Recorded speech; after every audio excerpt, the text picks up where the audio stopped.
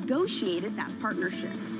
And good news for New York City commuters. New York Governor Kathy Hochul pausing the state's first-in-the-nation congestion pricing plan indefinitely. It's a stunning reversal for Hochul, who just weeks ago touted the plan as a way to reduce traffic. The program was set to roll out later this month with almost all of the toll systems already installed. The program was expected to raise $1 billion annually to help modernize New York City mass transit. That's your Bloomberg Brief. John? Yahara, thank you. More on that story about 7:30 Eastern Time. Bramo's thoughts, just around the corner. Things to say. Oh, yeah. Up next on the program, the labour market softening. Thinking about where we are right now, I think what we have to keep in mind is there are an assortment of data that actually are suggesting that things are looking a little softer from a labour market perspective. The word you will hear repeatedly this morning, rebalancing and/or normalization. We'll talk about what those words actually mean up next on the program. Live from New York, this is Bloomberg.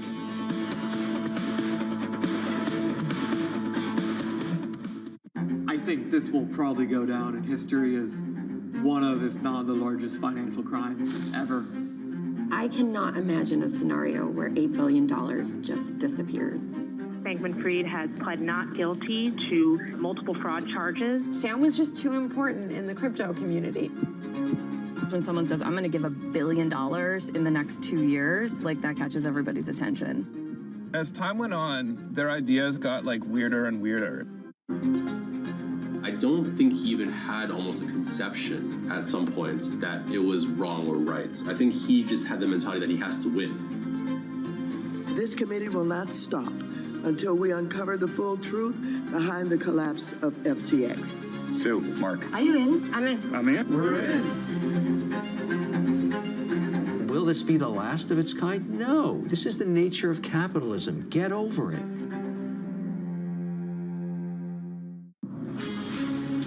From the beating heart of global finance, economics, and politics, and wherever newsmakers are moving markets, Bloomberg brings you conversations that allow for deep discussions and important insights. What do you think the future is for inflation? Is this new normal? Are markets too optimistic? How do you worry about the things that are outside your control? How does the current fighting completely stop? I'm Francine Lacqua, and this is The Pulse, every weekday only on Bloomberg. In a multi-trillion-dollar industry, there's a lot of ground to cover. Bitcoin ETFs rubbing elbows with the big dogs. This frenzy has engulfed the entire world. We'll show you what's happening in ETFs like no one else. Bloomberg ETF IQ, only on Bloomberg.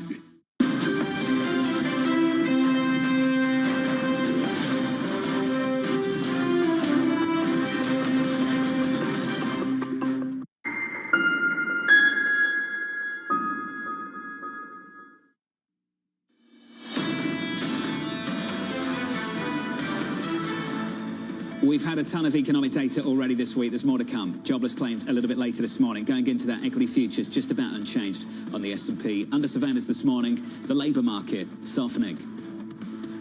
Thinking about where we are right now, I think what we have to keep in mind is there are an assortment of data that actually are suggesting that things are looking a little softer from a labor market perspective. Now, look, let me hasten to add, I think on Friday, I think you could probably see about 200,000 jobs being created. I think this is where the Fed comes into play, and I think this is why the Fed wants to start the process of taking back some of that tightening that they put in place.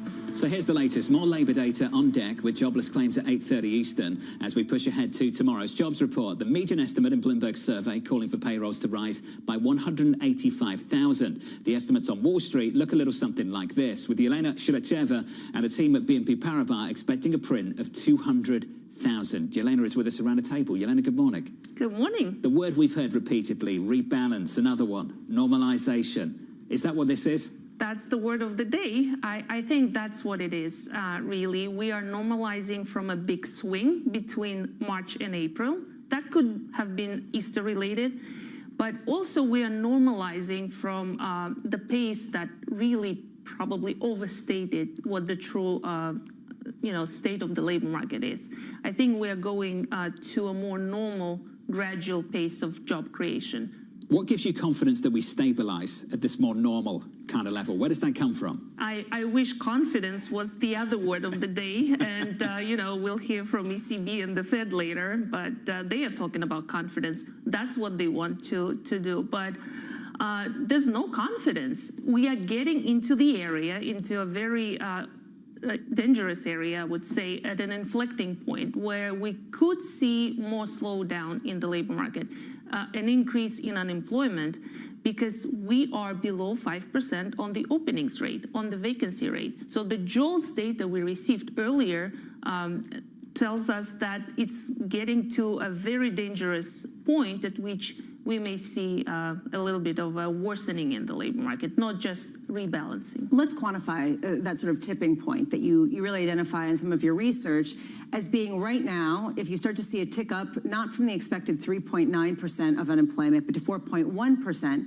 for this month, for next month, you could see a shift in terms of your view of the economy. Can you tease that out a little bit more? Sure. So we're expecting 3.9% in the jobs report, but if it goes up more rapidly, like 4.1% in both May and June, that could potentially trigger this SEM rule, right? So, and we know that that's not a good thing. So it's all about the speed of the increase in the unemployment rate rather than the actual level. So if it rises up very fast, that could trigger that SEM rule when you have your current increases in the unemployment rate relative to the 12 months minimum. We were talking to Tom Porcelli, as you saw yesterday, and one thing we were talking about with him is, do you feel any more clarity now about what's going to happen in the second half of the year than in January? Do you? I feel more clarity about what's going to happen in 24 rather than 25. So let me tell you that. But it's a start. I think what gives me a little bit more confidence about the state of the labor market and the state of the economy overall is the consumer. Consumers are doing fine. If you look at some numbers on goods spending, that is going, a little bit weaker. But at the same time, you still have the economy where people would want to spend on services that should support leisure and hospitality sector. People want to travel. People want to go out. Okay, so let's go there. You talk about the ISM services, basically, this idea that you can tell there's been a little bit more heat. And we were talking earlier about how basically you can pick and choose the aspects of all of these data points that you want, throw them in a pot and get the Goldilocks that you want. I mean, how clear really are some of these indicators, given the fact that they conflict with each other and have internal conflict at the same time? And they conflict with the actual data as well. So that it makes our life very easy, of course. But I think there's some signal in the survey data that people are feeling the fatigue from, high inflation. They still think that inflation is going up, not down. So even though the actual data is telling us otherwise. I think we're going to see a slowdown in economic growth. We're at 2%, around 2% on GDP growth. And I think we're going to see a little bit more of a significant slowdown in consumer spending in the second half of the year because delinquencies are going up and there's, still inflation there.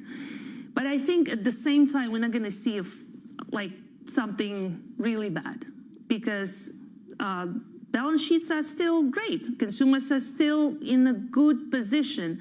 Nobody's paying at interest rates that are currently, we see they're paying much lower interest on their debt payments. I think we're in that soft lending kind of scenario right now. So we know what to expect from the ECB later this morning. It's a rate cut and a big fight about what to do beyond that. What are you looking for Chairman Powell and the FOMC next Wednesday? We've got all these forecasts as well. You're talking about a low conviction outlook beyond 2024. They've got to put some numbers on that. What does that look like? So our baseline is for 4 cuts next year, but that could change easily to hikes if some, policies that have been talked about are implemented. So election-dependent outlook for 25. Totally. So we see one rate cut in December just because of the election. The economy may be ready for a cut in September, but if you are sitting there at the table and the staff is presenting different kind of outlooks for 2025, which one do you choose? You're better off waiting until December. But for 25, if a lot of these policies on immigration, tariffs, and things like that are implemented, it's very inflationary. So our team did some analysis recently, and we see almost like a 5% percentage point increase in inflation if the 10% tariff. 5 points. Yes. So obviously it's an extreme scenario, and probably we're not going to get the full extent of what the policies are expected. But still, it's a very inflationary scenario. Not so much impact on growth. So if that happens, the Fed would have to react. So you think November could be the difference between cuts and hikes in 25? Well, if we're lucky and we get the results in November, so that could be a little bit of a wait there based on the recent history. But seriously speaking, we should get a little bit more clarity by the December meeting, and that's going to be a very interesting one. I think we'll get a hint of what the Fed is thinking at Jackson Hole. I think that's going to be a very interesting event as well, because we'll get a little bit more clarity on inflation, I hope, with a few more readings there. The labor market is at an inflection point now, so we'll see which way it goes. And I think it's not going to be a policy move, policy action, but at least, they will tell us what to think. Elena, thank you. Appreciate it. Elena Shiletseva there of BNP Paribas, echoing Adam Posen of the Peterson Institute, who was on this program a few weeks back. And they're not alone. We've seen other estimates, too, from Deutsche Bank and others saying that depending on who becomes president, you could see inflationary policies that reach a certain point. That said, I'm going to channel Anne-Marie. If she were here, she would say it all depends on the mix of Congress and whether you get a House that goes with them or not, and how quickly those kinds of policies could be implemented. Either way, all I could say is when you start looking at tea leaves, wasn't it the Atlanta Fed GDP now? It was 4% 2 weeks ago, and now it's 1.8%. It's a big change. Try to get a sense. Yeah, the narrative all over the place. Coming up next on this program, Jay Pawlowski of TPW, Bloomberg's Mandeep Singh, Bank of America's Francisco Blanche, and Ian Lingen of BMO. All of that coming up in the second hour. Up next.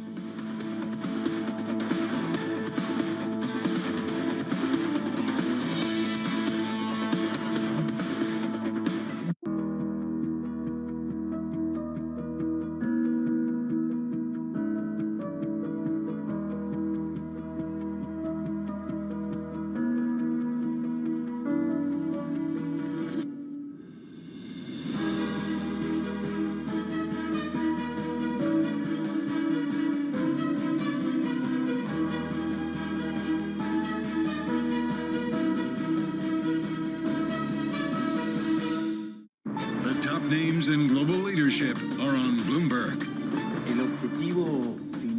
The ultimate goal of doing away with the central bank still stands. The discussion regarding the central bank is primarily moral in nature. The way we see it, there has been a cultural change in Argentina. Today, wages are miserable. Not through our own fault. That is due to 20 years of populism. Argentines have understood that populism is no solution, and that the quick fixes they sold to them during the last 100 years, both the criminal politicians and criminal economists, they were all false. And we need to opt for a pure orthodox market-based solution. And that's what's going to make us succeed. And that's what's underway. In fact, there are already indicators today that show that activity in the agriculture sector, in the oil and gas sector, in mining, well, our economy is recovering strongly in those departments. There are indicators that point to the fact that Argentina could really make a strong comeback. Nobody covers the top global leaders like Bloomberg Television and Radio. Context changes everything. Access the financial world on demand. Hear from leading economists, policymakers, and industry experts via live and on-demand webinars, only from Bloomberg. Start exploring to see what's moving the markets. Visit Bloomberg.com/webinars. Always on the heartbeat of the tech sector. Spread across global markets. The real-time data aspect is going to be important. We're going to bring you expert analysis on that. Sure. Don't miss Bloomberg's interview with the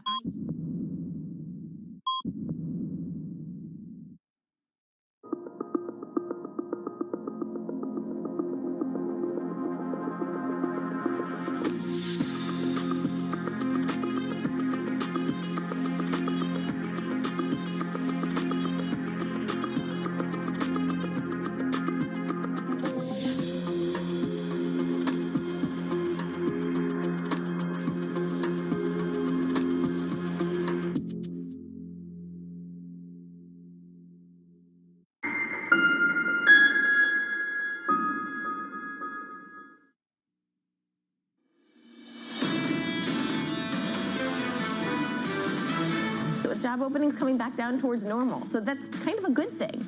We want the labor market to normalize. The economy is normalizing, it is decelerating, but in a sort of a bumpy way. Even within things like the soft data, you get these bifurcations. It's a tough environment. I think we're in a much more normal environment right now. It's not higher for longer. It's normal for longer. This is Bloomberg Surveillance with Jonathan Farrell, Lisa Abramowitz, and Anne-Marie Hordern. How many times have we heard that? We've heard that line repeatedly. Live from New York City this morning. Good morning, good morning. The second hour of Bloomberg Surveillance begins right now. Equity futures unchanged on the S&P, coming into Thursday at all-time highs. That phrase, normalizing, we're rebalancing. So when you look at a soft ADP, job openings delivering a downside surprise, the employment component on ISM services a bit softer too. That's not deterioration apparently. That's cooling, rebalancing, it's normalization. Let's put this another way. We don't really care what it is. It looks like it's pretty good and it's going to keep stocks going up and bonds going up too, so let's go. And that seems to be what the market's sort of been looking for the entire year, and that seems to be, at least based on their interpretation of the data, what they're getting. Will we get more of the same a little bit later? Let's go to the calendar and check in on things. Later on this morning, jobless claims at 8:30 Eastern time. Before we get that, we get an ECB rate decision. Then tomorrow, it's payrolls Friday. Sneak peek of the data in our survey, still 185 is the estimate. And the G word, the fairy tale, Goldilocks. What is Goldilocks tomorrow morning? We just heard 160,000. That was from earlier this morning, Christian Glassman Miller. We also heard about this idea of 125 to 175 as being Goldilocks from other houses. Unclear. You've got to look at the internals because clearly that was what allowed bonds to rally and stocks to rally yesterday on the ISM services data. So we're going to pick out one data point underneath the hood of the headline number after this report. This is my prediction. And we're going to say this is actually the most important thing, not the headline. That's what I'm going to guess is going to happen. Do you think over the last few days we've confirmed the bias of this market, that it kind of wants to rally? We have. I think the question now is how much have we already baked in a downside surprise in non-farm payrolls? Have we basically baked in the whisper number into yields going as much lower as they have and based on rate expectations coming up more significantly over the past couple of trading sessions? Is the bar that much higher on Friday to surprise to the downside? Let's get the market board up and check in on the scores and go to the bond market. Let's talk about a 10-year maturity. Lisa's been covering this over the previous 5 days, 5 consecutive days coming into Thursday of yields falling, a move of more than 30 basis points on a 10-year maturity. On a 2-year, at the front end of the curve, we've had a double-digit basis point move as well, Lisa. I think by more than 20 basis points or something like that over the previous 5 days. And the commentary has shifted. Peter Scheer put out a note yesterday that I thought was really interesting, changing his call and saying that he now expects a rate cut in July.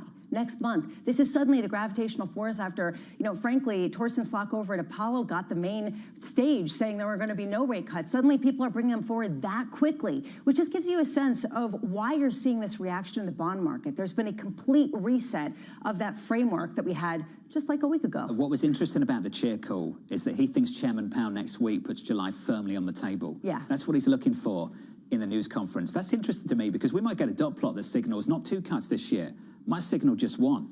But he's talking also about the political aspect of this, and I thought that was interesting. And he said, you know, people saying that the Fed is apolitical, hogwash. They're going to want to make it look like they're not political because that does affect their independence and their ability to go further. So if they want to get started, July is really the time to do it because September is a little too close to the election. There are the people who used to say that, and then there are people who come out and they say, well, you know, the Fed is independent, and they don't consider these things. Well, I mean, they're human. They are human beings that have eyes and feel and see, and, you know, these ramifications go to the heart of credibility of the institution, which is important. It's quite a year coming up. Coming up this hour, quite an hour for you too. TPW's Jay Pawlowski as stocks post fresh all-time highs. Francisco Blanch of Bank of America as OPEC Plus defends its decision to boost production. And BMO's Ian Lingen looking ahead to tomorrow's jobs data. We begin with our top story, all-time highs for the 25th time this year. Nvidia surged to a $3 trillion market cap, powering the S&P 500 to yet another record. TPW's Jay Pawlowski writing this. Inflation is yesterday's problem. We focus forward, onward, on a return to economic stability coupled with a clear early cycle outcome as global manufacturing picks up. A good friend of mine of this program of ours, Jay Pawlowski, joins us now. Jay, it's good to see you, sir. That early cycle call, let's start with that. What tells you that we're early cycle, not late cycle? Well, John, I mean, you talked about NVIDIA, and semiconductors are considered an early cycle indicator. Clearly, that market is hot.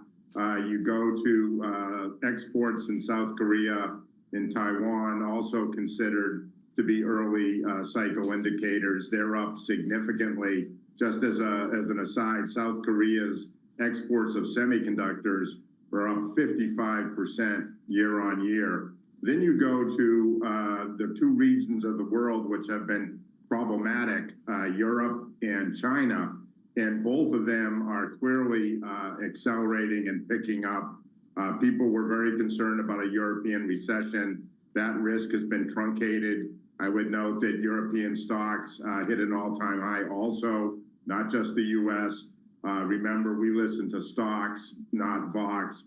And then you look at China and the PMI numbers that just came out earlier this week, significantly stronger than what we're seeing in the United States. So we believe we're at the beginnings of an inventory restocking cycle in the United States. B of A just put out a great chart that showed that the inventory supply level in the United States is at the lowest point it's been in the last 40 years, one of the four lowest points, rather, in the last 40 years, suggesting we're about to see a pickup in a restocking. And so to us, we have what we call the return to stability.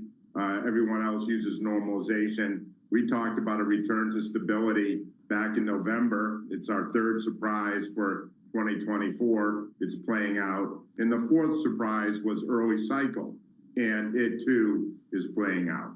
Do you think the bond market move over the last 5 days or so, Jay, speaks to that?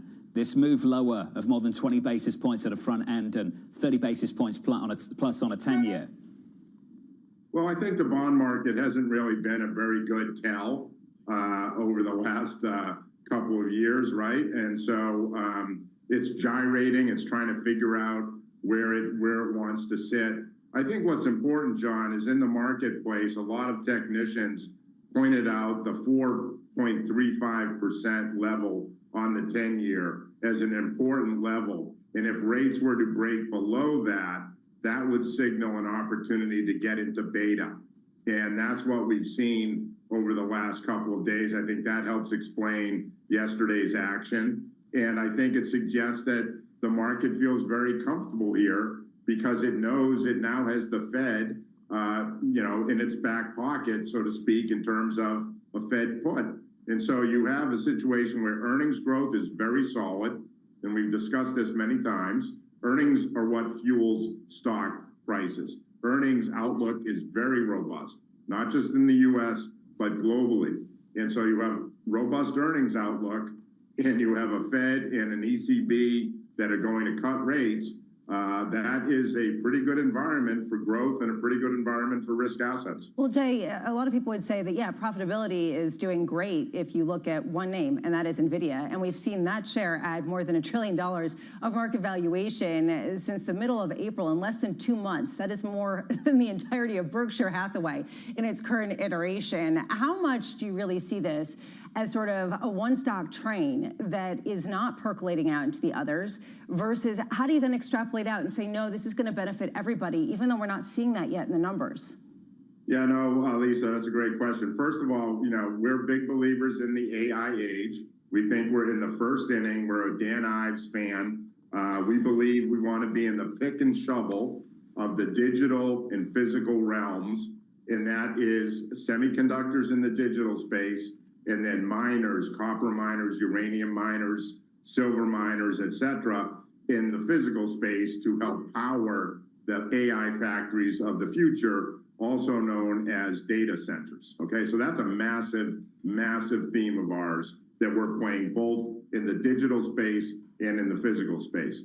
Regarding earnings, the point that I would make is that when we look out over the next couple of years, we're not all that concerned at TPW about what already happened. We're much more focused on what's likely to happen. And what's likely to happen, based on consensus, is that we're going to have double-digit earnings growth, not only in 2024, but also 2025, and also 2026. Yeah.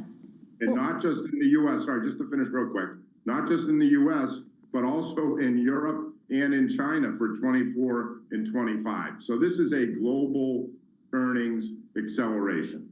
Jay, I do want to say that it is a dream of mine to get you and Dan Ives in a room together, and it just would be this sort of explosion. I don't think a room could handle that. Yeah, I don't think it can really contain the bullishness. Yeah. It would just sort of destroy the walls with just, glory. There is this question, though, Jay, about how much valuations do affect where you're going and where you're sort of more heavily weighting things. You're saying around the world it's going to be this incredible boom in productivity and joy. And I guess, is this still in Europe? Are you still pretty heavily going into China? Yeah, well, we are big believers in the two tech stack divide thesis, right? China is walling off its tech space. The Wall Street Journal just did a huge article, I think, on Tuesday, making this exact point. So we're very bullish on China tech because China tech is a huge market. They understand they have to participate in AI. Everyone must have an AI capability. And remember, in our tripolar world thesis of regional integration in Asia, Europe, and the Americas, these build-outs of semis, of EV plants, of battery plants, et cetera, are fueling public and private sector investment around the world. And so we're actually writing our monthly right now, and our focus is on who will win the second half of the 2020s. So we're looking from our global macro blue sky outlook, which we've already elaborated on, 2023 to 2027. We're now extending that to who will win the second half of the decade, 2025 to 2030. And it's going to be the countries and the regions which integrate public and private best. And so it's fascinating, your prior guest talking about the implications of the November election. It would be amazing, frankly, for the U.S. to take the gift horse, out of it.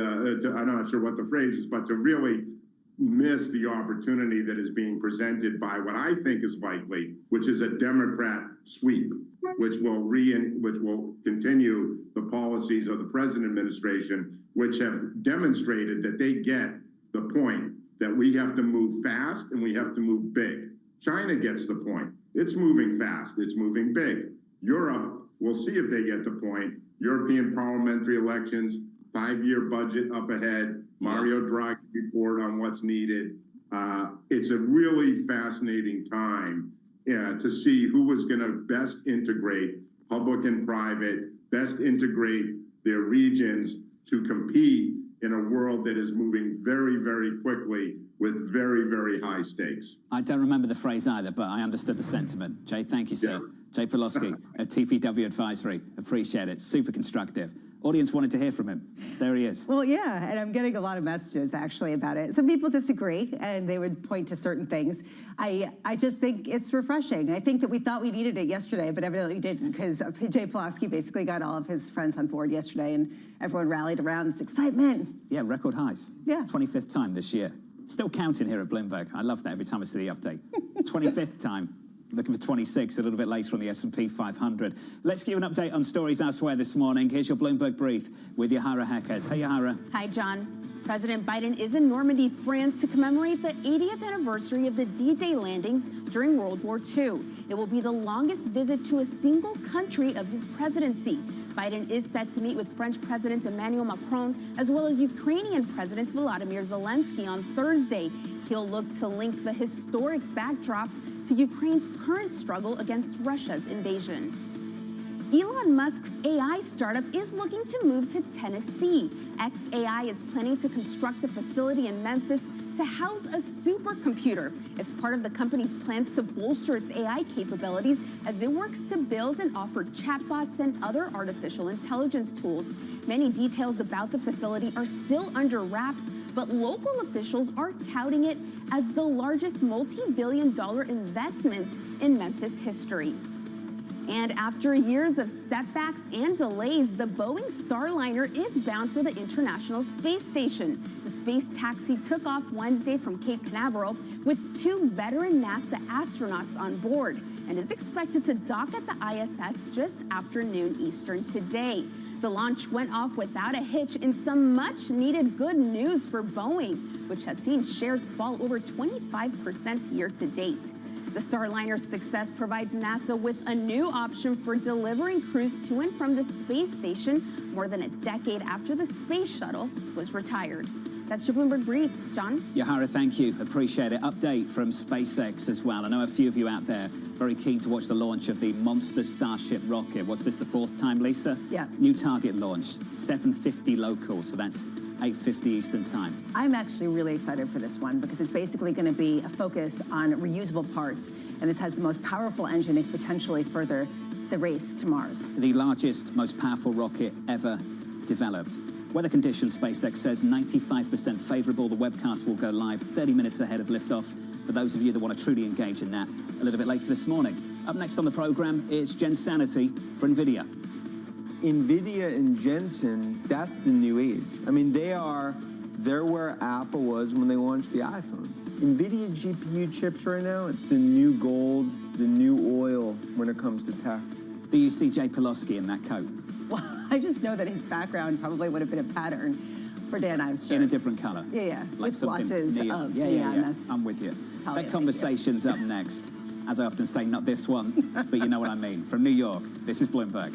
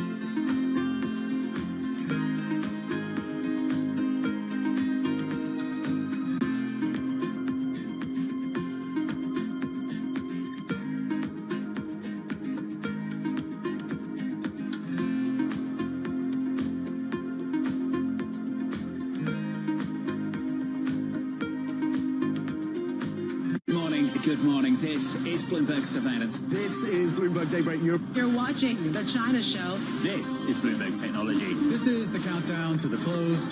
Welcome to Balance of Power. This is Bloomberg.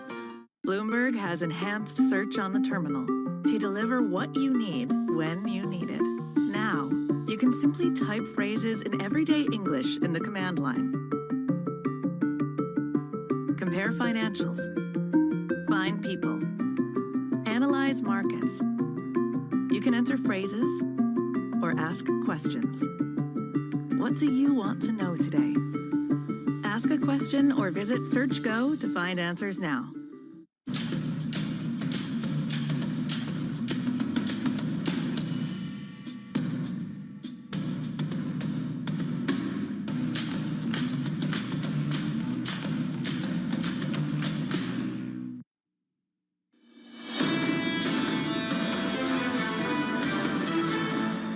Hour, 12 minutes away from jobless claims in America. The next data point to really gauge what's going on with the labour market before the big one tomorrow morning. Payrolls just around the corner. Equity futures going into that, totally unchanged on the S&P. Yields a little bit higher, up 2 basis points on a 10-year, 4.2929. Big moves in the bond market, but grabbing all the headlines yesterday, all-time highs on the S&P 500. Under surveillance this morning is Gensanity for NVIDIA. NVIDIA and Jensen, that's the new age. I mean, they're where Apple was when they launched the iPhone. And when you look at Jensen, that's not someone you want to bet against, which speaks to, I think when you even broaden this out, what it means for the rest of tech. For software, because now the baton's being handed to software. NVIDIA GPU chips right now, it's the new gold, the new oil when it comes to tech. Gotta love Dan Ives. Here's the latest. NVIDIA shares rising to a record high and powering a rally in big tech. The company becoming the first chip maker to hit $3 trillion in market value, passing Apple to become the world's second most valuable firm. Mandeep Singh of Bloomberg Intelligence is with us this morning. Mandeep, good morning to you. Morning. How relevant is that milestone for this company? I mean, it's huge in terms of what a chip maker can accomplish. And, you know, we thought back in the day, Intel was the best prime for such a feat, but NVIDIA clearly has taken the charge and they're executing to perfection. Look, it's hard to dispute when you are growing at that scale, you know, 100 billion in data center revenue, expected to do 200 billion in the next 3 years. And when you compare their cash flows to Apple, which is also a $3 trillion company, they can have the same cash flow, 100 billion in free cash flow, similar to Apple, whose revenue is 400 billion, and they generate 100 billion in free cash flow. So that just goes to show they're doing it at high margins, which is unheard of in the semi space. Just to build on that, it is notable that we've achieved this milestone through earnings and not through multiples. I think if we'd said this 12 months ago, a lot of people maybe wouldn't have made that call. You've been talking about this for a while. I'd like more color on it.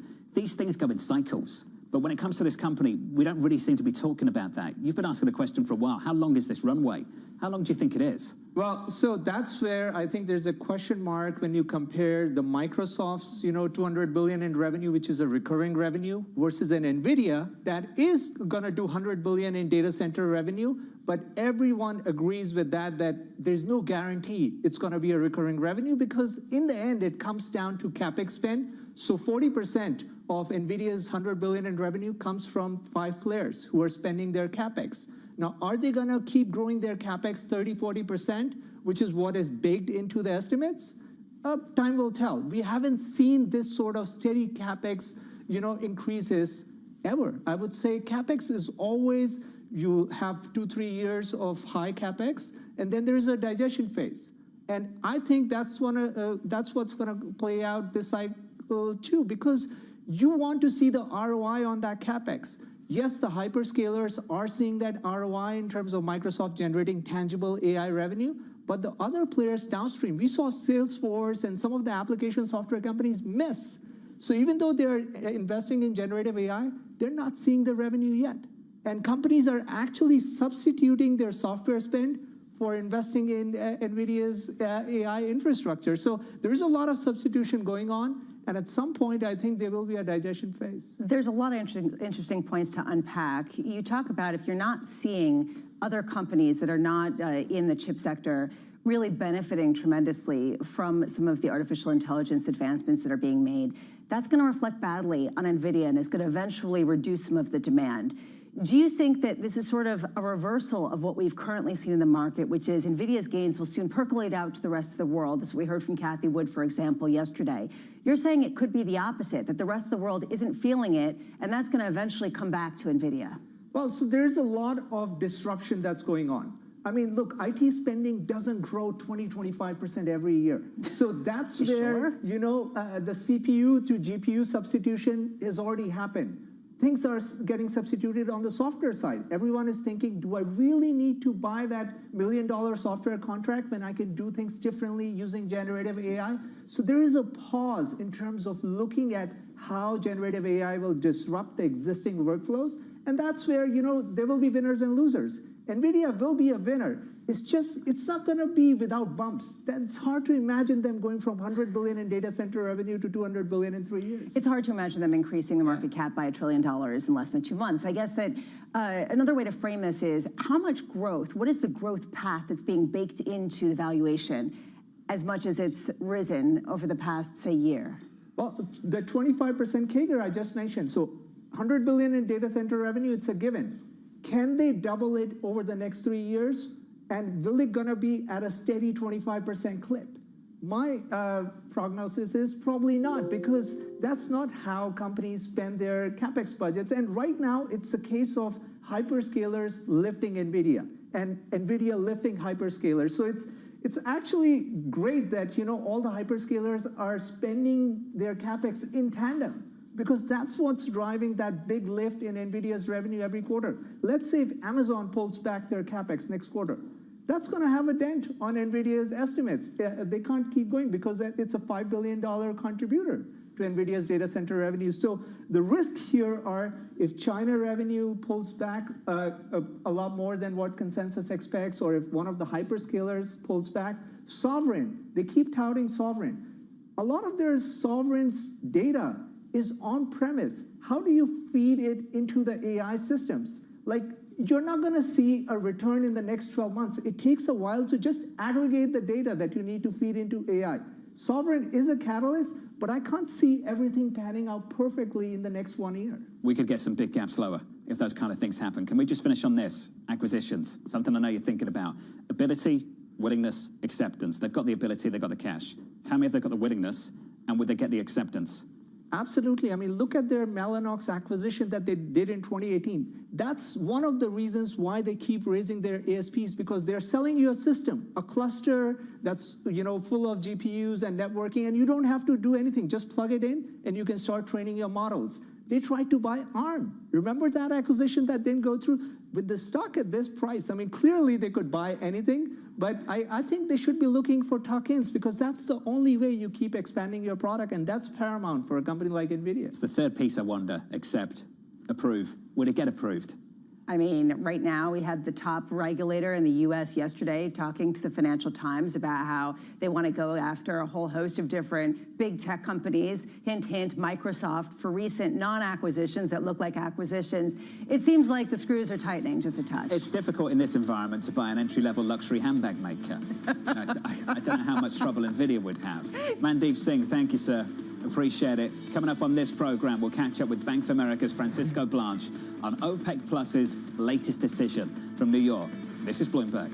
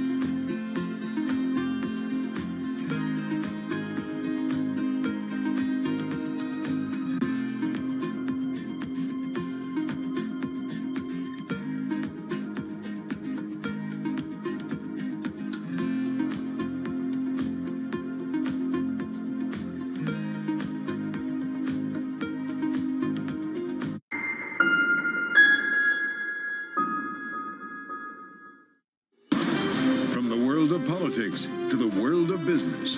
Every weekday on Bloomberg TV and radio, hosts Joe Matthew and Keely Lines deliver news, insight, and analysis from and about politics' biggest power players. The president has been clear that is non-negotiable. I mean, this is going to be an ugly, ugly year.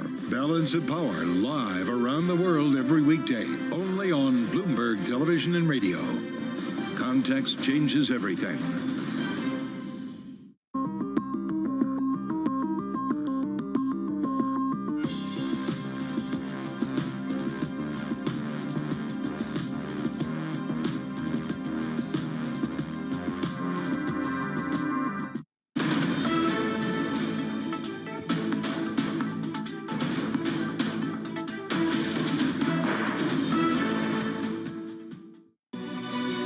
This is Bloomberg News Now. News when you want it at the touch of a button.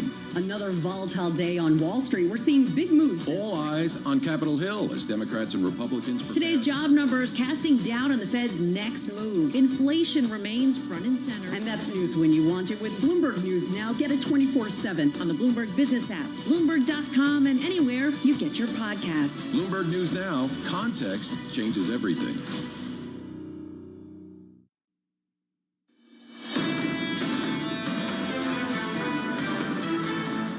We are 45 minutes away from an ECB rate decision, 1 hour away from jobless claims in America. The scores going into all of that look a little something like this. We're positive by 0.03%, adding some weight to the record-breaking rally of yesterday on both the S&P 500 and on the NASDAQ too. The Russell down about a third of 1%. Turn the page and get to the bond market. The 2-year, 10-year, 30-year having quite a rally over the last week or so. 5 consecutive days of gains for a 10-year Treasury. Yields a whole lot lower, Lisa, over the last week. And this is basically on this feeling that we're going back to the Goldilocks that people had rejected. It's basically the retracement of some of the rise that we had seen in the previous week. I mean, the whipsawing action that we've seen just shows how much people are just sort of clinging to each data point in the narrative shift, the ping pong, the roulette that James Athey talked about, that they're looking for confirmation in all the data points. This week, it's confirmation of the soft landing once again. Yes, we just want to see more of that. Yeah. We'll ignore the headlines, strength in the ISM, and look to the employment component of it, because that's where the weakness is. The 2-year right now is 4.73, very close to 5% at the end of May, and we've come all the way back down again.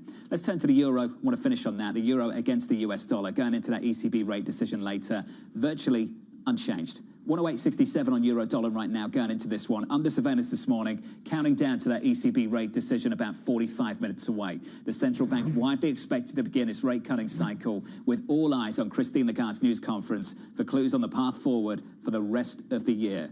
I want to understand what kind of fight took place, not actual fists and stuff like that, but what kind of verbal battle took place in Frankfurt, Germany, going into that decision about July and beyond. And the signaling about whether they did want to give some sort of hint about what they were planning, or whether they wanted to sort of be as ambiguous as possible in order to preserve all potential outcomes.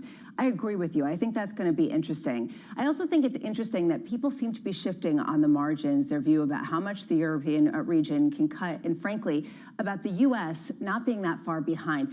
Ian Shepardson over at Pantheon Macro, I thought was fascinating. He expects the euro to weaken by 8% to 118 by year end, because he sees the Fed as easing faster than the ECB. So right now, try to understand what the ECB is doing, try to understand the geopolitics, bake that into a euro call. You can have some people calling for parity, other people calling for almost 120. Yeah, and you'll hear central bankers themselves talk about their ability to go alone, but also acknowledge at the same time the limits of divergence. And I know we mentioned the Bank of Canada sort of in a snarky way yesterday. The Bank of Canada did address this issue. Yes, we can go without the Fed, but there are limits to the divergence. And they talked about how if they get the data that they're going to get, they probably will cut again, with the nod also to the Fed. I will just say, I was not being snarky. I really enjoyed Bank of Canada. I actually thought that James, like the one guy who wanted you to cover that yesterday. There were other people who wrote in too, who were like, "Thank you." Two people. We feel seen. But to me, I really do think that there is a signal here, especially because they're the first, and the balance of risks seems to have shifted there. First G7 central bank, and we're looking for the ECB to follow a little bit later. Shares of NVIDIA NVIDIA rising once again, the company becoming the first chip maker ever to hit a $3 trillion market cap. Apple rejoining that club too. 8 days of gains driving the iPhone maker's market cap past $3 trillion for the first time since January. Earlier this morning, I went through some of the numbers. The market cap of the top 5. It's absolutely ludicrous, Lisa. Microsoft 3.15, NVIDIA 3, Apple 3, 2.18 on Alphabet, Amazon 1.89. Let's just sit on NVIDIA just for a moment. I thought my stat just sounded crazy, that we're at 900 billion 12 months ago. Yours is even crazier because it's where we were just a month or so ago. Just insane. The idea that we've gained $1 trillion market capitalization since April 19th is just lunacy. We're talking about them adding, another big tech company in terms of valuation. I think that actually Mandeep Singh had some of the most profound things that really made me think, especially because of this virtuous cycle between NVIDIA, Apple, Microsoft, as well as Google. It just feels like they're all benefiting each other, and there's a cycle that's going. And there's still a belief in the cycle. NVIDIA's up about 2% this morning in pre-market trading. But you just wonder what makes people rethink that, and then how vulnerable index levels are to some sort of downdraft, given how heavily they're weighted. It's strange how normal this is, right? You don't even need a catalyst. It's just up another 2% Why not? in the pre-market. I want to turn to this story. New York Governor Kathy Hochul pumping the brakes on a plan to charge motorists $15 to drive into the busiest parts of Manhattan. The congestion pricing plan was set to begin at the end of this month. Hochul citing inflation and financial pressures for the surprise U-turn. Driving below 60th Street was going to cost you $15. This is what Axios says this morning. It came down to 2 things, not one. It's not just about inflation. It was about crime. There's a lot of people that just do not want to use public transport and wanted to drive. And there were people who are complaining, why isn't there some sort of deal for people who live live in Manhattan and can park or avoid some of these fees? There's another aspect to this too, which is politics and the election and how much this was a concern about the Democrats losing the midterm local elections in the heels of this. Why would it come now? You think that inflation and cost of living have suddenly surged that much in the past month that suddenly it's at a crisis? I mean, clearly there is a nod to the political unpopularity of this. When the president changes policy on immigration, watch who's in the room. Just have a look around. Have a look at who the governors are.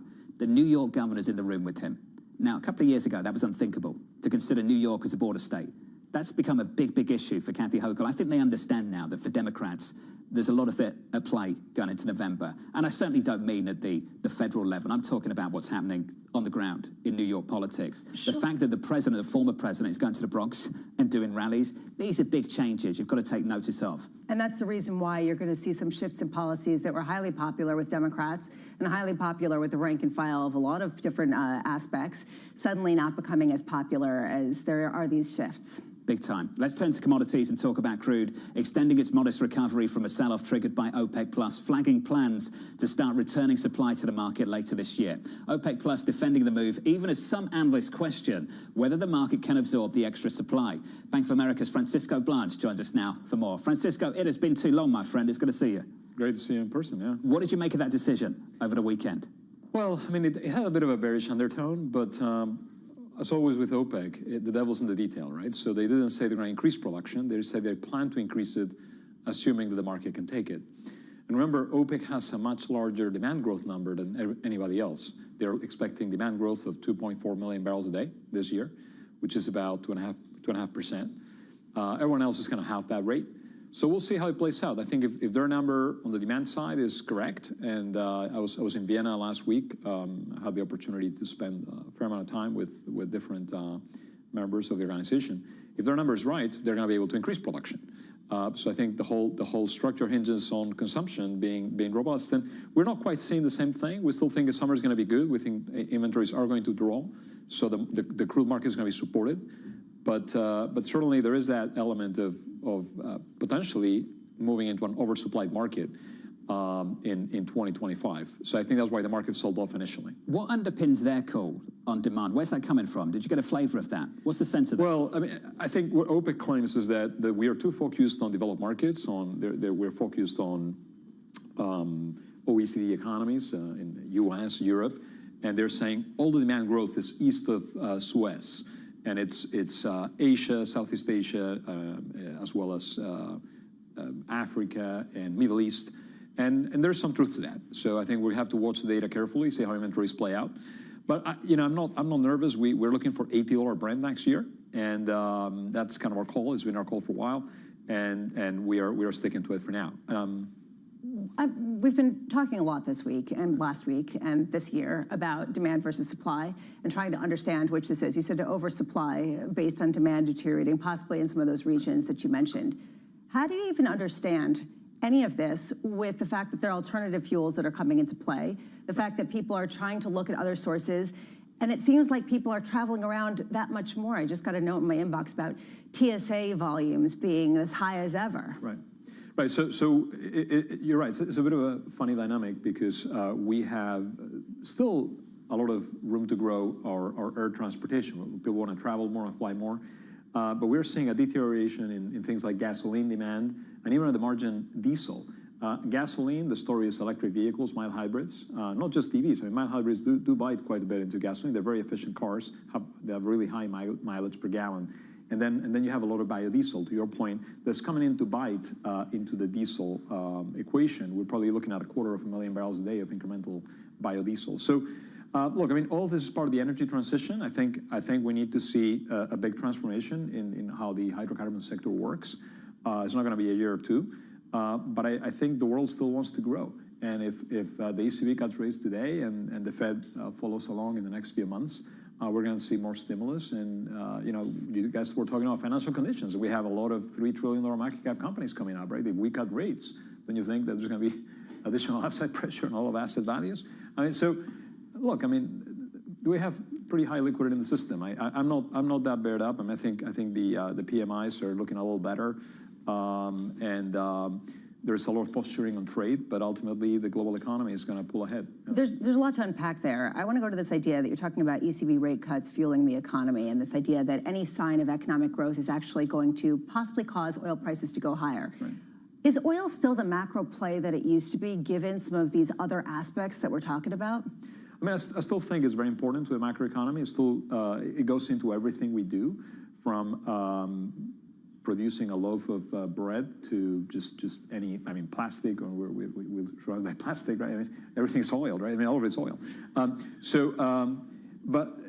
the reality of the matter is, I think as we transition the economy, right, there's commodities that are going to be probably better positioned to take advantage of that run-up. And some of them are copper, which has been a source of high speculation in markets, right? Every fund, I think, is being long copper, kind of waiting for price to rally at this point. Of course, once you get to the end of it, prices do pull back because you need demand to follow through. But those commodities are the ones that are going to benefit. And I think there's another big dynamic here is U.S. shale, oil and gas, still playing a gravity force, strong gravity force on energy markets. We've seen mean reversion that we didn't see in the 70s, right? When we had the big inflation waves in the 70s, prices just kept going and going and going. This time around, prices rallied, shale responded, prices came straight back up. I mean, gas traded at 148 in NYMEX, right? And we saw Waha prices in the Permian Basin going negative for weeks, right? So we are in a world where there's commodities that are very sensitive to prices on the supply side and commodities that are not. And that's kind of the imbalance we're seeing. Elise is right to bring this up. How distorted are the cyclical signals now in places like copper? How distorted are they? Are commodities becoming more influenced by secular themes than maybe the sort of economic cycle? We used to talk about the PhD in economic cycles that copper has. I'm just wondering whether we've sort of confiscated that and taken it away. A little bit. We have a great chart that looks at PMIs versus year-to-year changes in copper prices that shows that we are probably 10-15% above the levels justified by industrial activity and PMI indicators, right? So. And of course, that's what we've corrected because, like I said, we need to see the rate cuts. We need to see the demand coming through. We need to refill those inventories. There's a big restocking cycle coming if, indeed, we go into a soft landing scenario, right? Which I think is what the market's setting up us for. So that's our view. So I think, copper, aluminum are going to be beneficiaries. We like silver. We don't like nickel as much. We think there's a lot of nickel on the supply side, but then there's other commodities. I think if you go on the other end of the agricultural sector that are also hard to produce in a short run, like cocoa and coffee, and those have also had big runs, right? So it's really, I mean, it's really a tale of two cities on the commodities markets. Right? I love how personal that is. Stripped of its PhD, Oh, thrown absolutely. in, taken its hat, punched become, through. I mentioned this yesterday or the day before. Copper. Copper's become a climate scientist. It's true. Copper's become a climate scientist. Copper is very hurt. They're listening and they're writing in. Sure. I'm curious, Francisco, though, you're talking about some of the transition and the secular themes and how that plays and sort of dovetails into, the idea of a macroeconomic cycle and the response there. I'm wondering at what point the transition to some of the cleaner energies, in particular in response to the increased energy needs of machine computing and artificial intelligence, et cetera, doesn't benefit oil as much as the others. Do you see oil kind of range bound at that $86 a barrel level that you have as a target for next year for the foreseeable future because of some of these push-pull dynamics? Look, I mean, I think if you look at 5-year oil, right? So the price of Brent 5 years out has been anchored in the middle of the band that we have, which is 60 to 80, right? So it's been anchored at $70 a barrel, 5-year oil, now for 2.5, 3 years. And this is the other important thing to remember in OPEC, right? There's this dynamic going on where, of course, they would like to have a higher price, but a stable price works for the group as well, as long as there's not too much supply coming through, right? Because that stability in prices is enabling OPEC members like Saudi Arabia to fund themselves in the sovereign debt markets or selling pieces of their companies in the stock market, right? So while as the other operators in OPEC that don't have access to financial markets, and I'm thinking of a few like Russia and Iran, are maybe trying to raise cash by selling more barrels. So, and by the way, it works for the U.S. too. I mean, the Biden administration has been desperately trying to push oil prices lower to contain inflation. I mean, the White House probably done more to bring down inflation than the Fed by opening up the SPR, by just allowing this wave of oil. And they opened every tap they could find. I mean, and the prices come down, right? So, I mean, that's been a successful move to contain inflation. It wasn't the case in the 70s. In the 70s, we had to kind of stick up to this up and up and up and up cycle.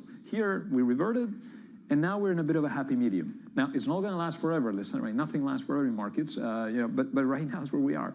And I can make cases on both ends, right? We still have a lot of violence in the Middle East. It's still a very tense environment. We've seen Hezbollah, Israel, tensions rising recently, right? It's not just Hamas, Israel. We still have Russia, Ukraine. So there's a lot of geopolitics involved here that could tilt the market one way or the other. We have a U.S. election coming up that may change the views on Iran, for instance, which has been exporting a lot more oil in the past 3 years. So, it's hard to call, but I think from here to the election, I think we're going to be in a range-bound market. It's going to be $75 to $90 Brent for most of the next 6 months. Francisco, it's good to see you. Great Always to see is, you. buddy. Thank you. Francisco Bludge of Bank of America here in New York. Crude higher by 0.8%, $79 on Brent. WTI by 0.9, 74.73. Up next on the program, all eyes on the labour market. We do see this normalization and two-way risk coming in a lot of the data, whether it's the labour market, whether it's other economic activity such as manufacturing, consumption, retail sales, you name it. Counting it down to more data in 44 minutes' time. Jobless claims just around the corner.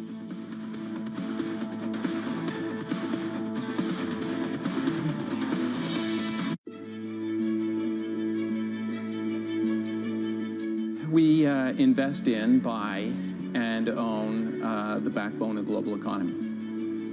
When the water gets delivered to your house, the road you drive on, the pipeline that brings different things to your community, the telecom towers that transmit your phone, the data center, the real estate that you live in. It's what we own and build, so it's really what drives the economy, and you don't often see our name. Is that a good or a bad thing?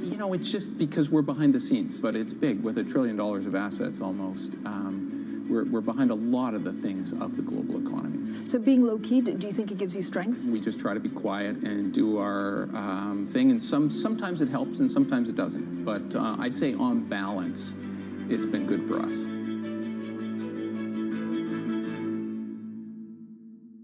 Welcome to the world of decentralized finance. With the surge in Bitcoin, you have crypto stocks also surging. Bloomberg's covering all things crypto, the people, This is a political attack, and we must hold our elected officials accountable. the transactions, Really a record-breaking moment. Bitcoin is the exit strategy. and the technology. Awareness is going to grow. And these things grow the overall industry. Crypto as an asset class is here to stay. Bloomberg Crypto, only on Bloomberg. DOJ or other authorities could face bigger challenges next. It was going to keep reading World Cup. This is a 3 as the economic picture covering the intersections of Hollywood, Silicon Valley, and beyond.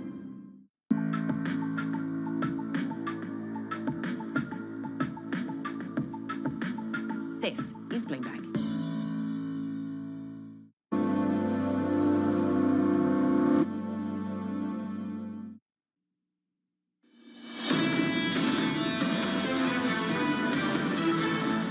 We are totally unchanged in the equity market on the S&P 500. I mean, it going absolutely nowhere on the S&P. Bond market's doing something, just retracing some of the move over the last few days, up by 3 basis points on a 10-year, 430.84. Going against the grain over the last week, yields are a whole lot lower over the previous 5 days on the back of economic data in America. Under surveillance this morning, all eyes on the labour market.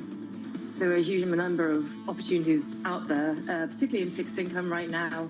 You can lock in very, very attractive all-in yields, very attractive carry with very good liquidity and limited duration risk.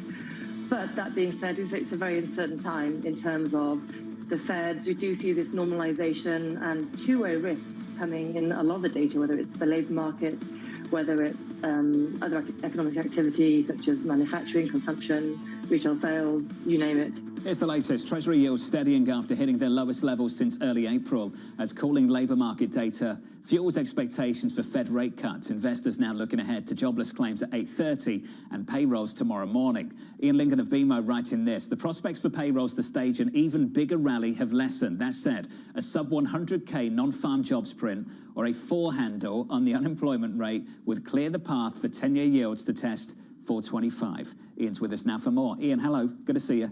Nice to see you. What do you make of the rally over the last 5 days before today? I think that it makes sense in the context of the data that we received. However, it does put the Treasury market in a very specific situation going into tomorrow's payrolls. Expectations are for a relatively benign print, both in headline and for the unemployment rate. But if we get a surprise that gets the market all the more worried about the trajectory of employment growth, I think that's where we get that big rally. And I mentioned 425, but we could go through 425 easily, especially with the Bank of Canada having now cut, the ECB presumably later this morning. Yep. We were told repeatedly that risks were skewed asymmetrically to the downside because this Federal Reserve's not going to hike. So they won't respond to strong data like they would to weak data. Is that different now off the back of this rally going into tomorrow? I do think to some extent that the bar is relatively high on the disappointment side. If you get a 150 or 175, I don't think that we're going to really push to a lower rate plateau. A period of consolidation makes sense, but I do think we can't forget about the average hourly earnings numbers, and we still have next week's core CPI number looming over the Fed and its decision. We talk about what's driven yields lower so far, and yesterday people were looking at the ISM services data and saying picking and choosing different things.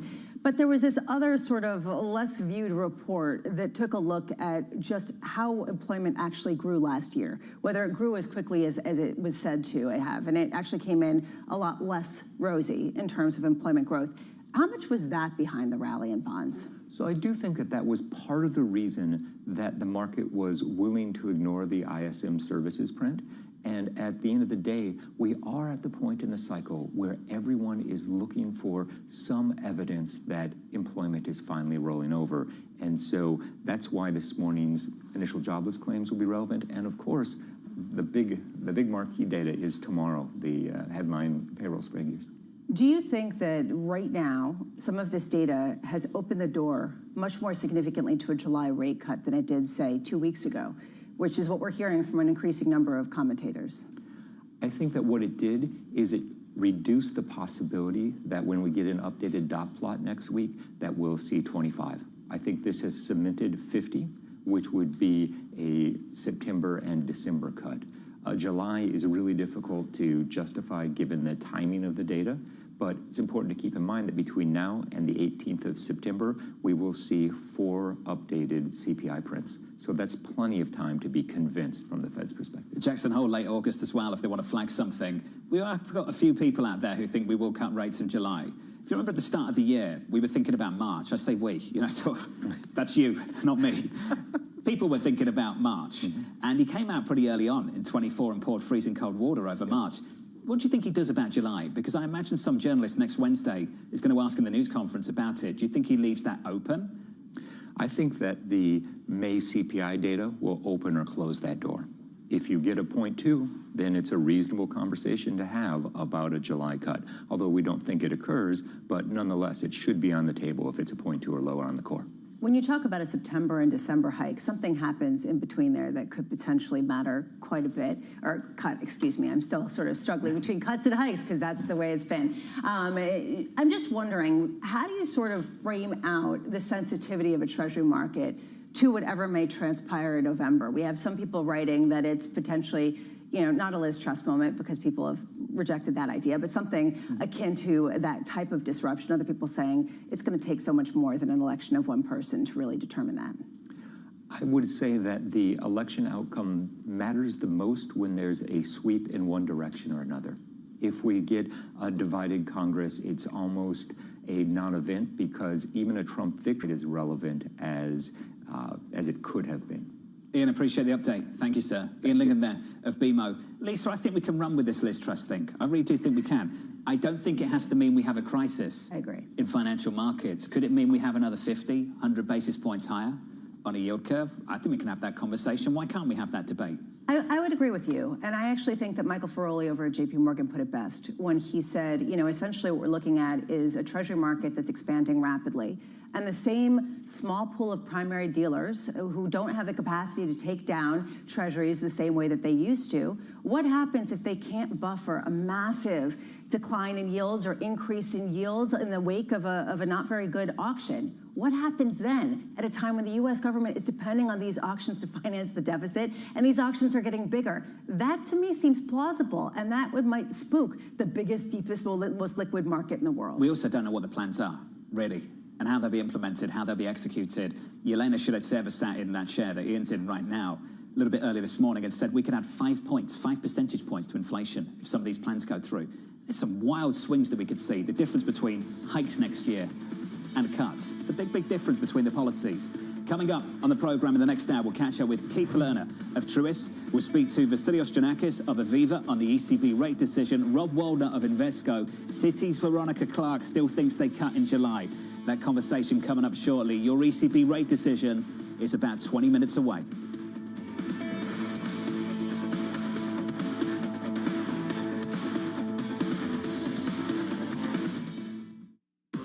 Welcome back to another special Roland Garros update for Bloomberg TV and radio from Tennis Channel. Jasmine Paolini upset former Wimbledon winner Elena Rybakina in the biggest win of her career to reach the semifinals at the Slams for the first time in her career. Paolini becomes just the fourth Italian woman to reach the semis in Paris and will make her debut in the world's top 10 in next week's rankings. And don't forget, you can watch all the action live on Tennis Channel. Our daily coverage starts at 5 a.m. Eastern. We're operating in a very volatile environment. So JetBlue has a very large presence here in New York, and there are air traffic control challenges. And so we've had to overinvest in hiring excess crew members and building flexibility into our planning process. And so over time, we hope to wean some of those investments back as the operating environment around us stabilizes.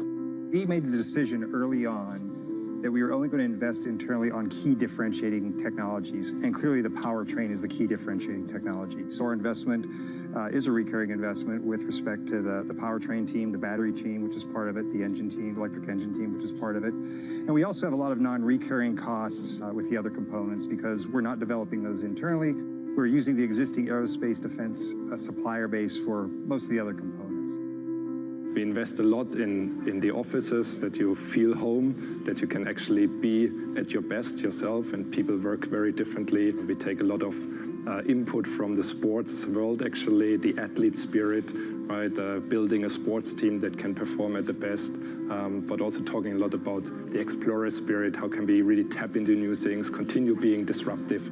We have 80 different nationalities at On. It's very important to have a diverse team because we have a very diverse landscape of customers. From the beating heart of global finance, economics, and politics, and wherever newsmakers are moving markets, Bloomberg brings you conversations that allow for deep discussions and important insights. What do you think the future is for inflation? Is this new normal? Are markets too optimistic? How do you worry about the things that are outside your control? How does the current fighting completely stop? I'm Francine Lacroix, and this is The Pulse, every weekday only on Bloomberg. Today's CFOs are reshaping the C-suite. Bloomberg's Chief Future Officer shines a spotlight on these dynamic leaders. It's an incredibly fun job, for sure. We're in the business of leading beyond the numbers. To me, teamwork is key. You need to identify opportunities and push people. It's not about how to say no, it's about how to say yes. Their impact goes far beyond the balance sheet. And on Chief Future Officer, they focus on much more than just revenues and margins. Today's CFO has to be much, much more than a bookkeeper. I talk more about culture today than I talk about numbers. It's not just about debits and credits and digits and dollar signs. It's a lot more than the profit today. It's building the future of tomorrow. Get passion, perspective, and more from the Chief Future Officers of some of the world's most influential companies. New episodes this summer, only on Bloomberg. Brought to you by Workday.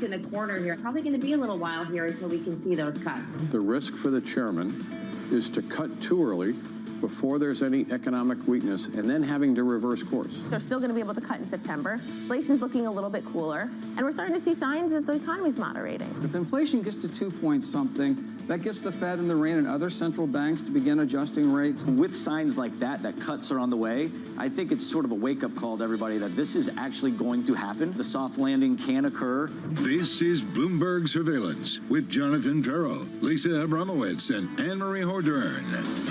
The third hour of Bloomberg Surveillance begins right now, live from New York City this morning. Good morning, good morning. Coming into Thursday at all-time highs in the equity market on the S&P 500, on the NASDAQ. On the S&P right now, totally unchanged, going into a very busy 60 minutes. 15 minutes from now, ECB rate decision. 15 minutes after that, we will get jobless claims in America. 15 minutes after that, a news conference with Christine Lagarde. And then at some point this hour, SpaceX launching a monster Starship rocket as well.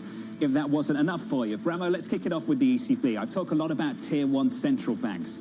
The ECB is one of them, and we're looking for the first rate cut since 2019. And you've really highlighted how important it's going to be, how it's messaged. Is this really going to be a sort of, we're just doing this, we pre-committed to this, but now we're going to really check out all the data and be truly data dependent? Or is there going to be the sense we're on the downward trajectory for inflation and now we need to handle growth much more significantly?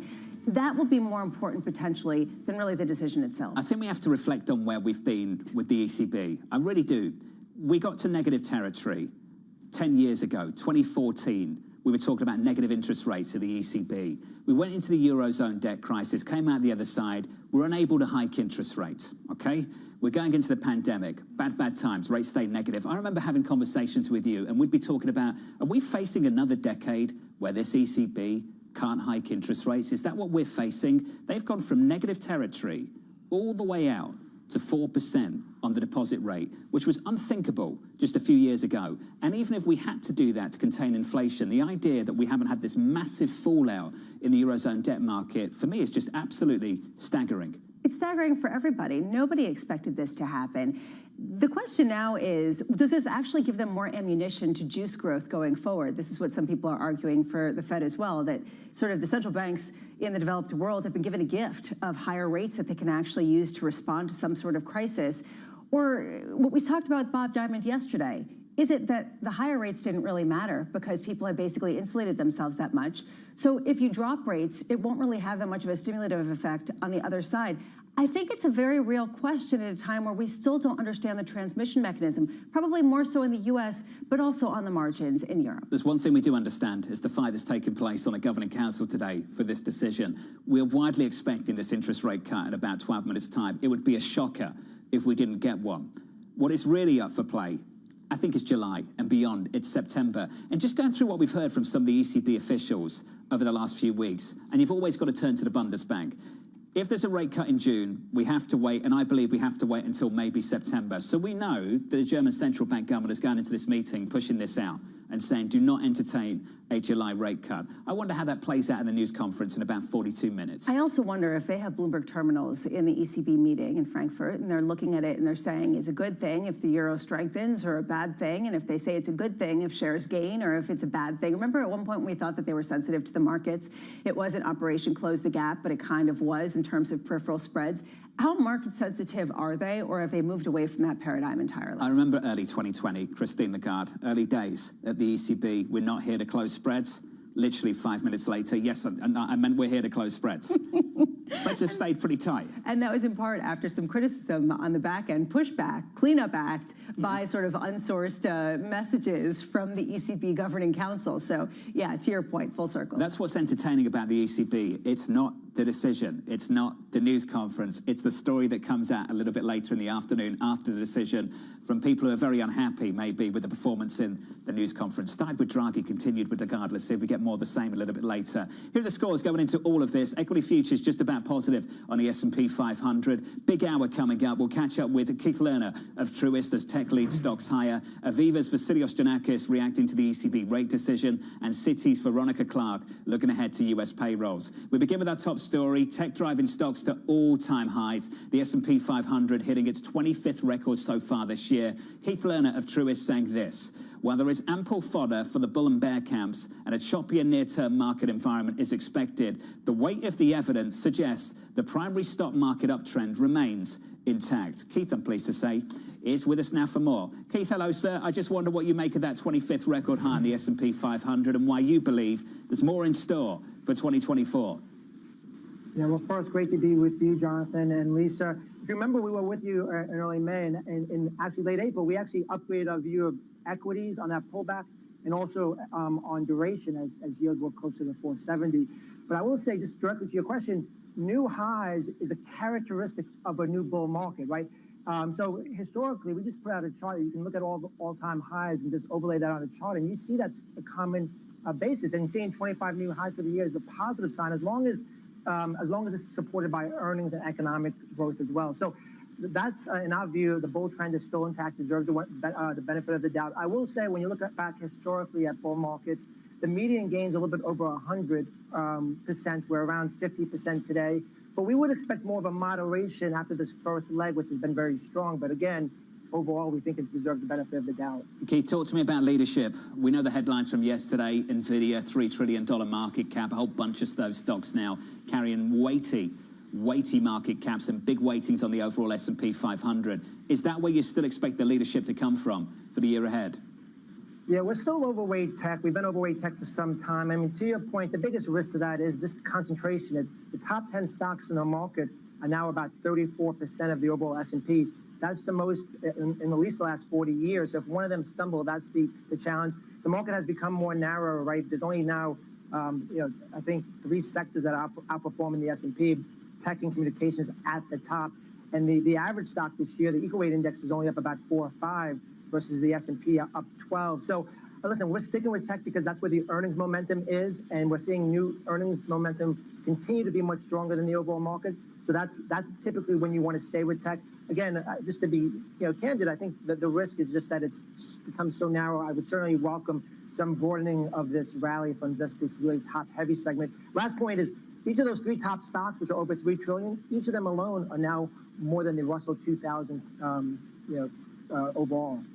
I love some of these statistics. They're just absolutely wonderful to frame just how distorted this market has become, maybe for the right reasons, as some people would argue. Keith, I am wondering, especially if you're talking about continuing to focus on the big tech names, even without a broadening out, how much some of the economic data is going to matter? Does the labor market report tomorrow really going to move the needle potentially for you?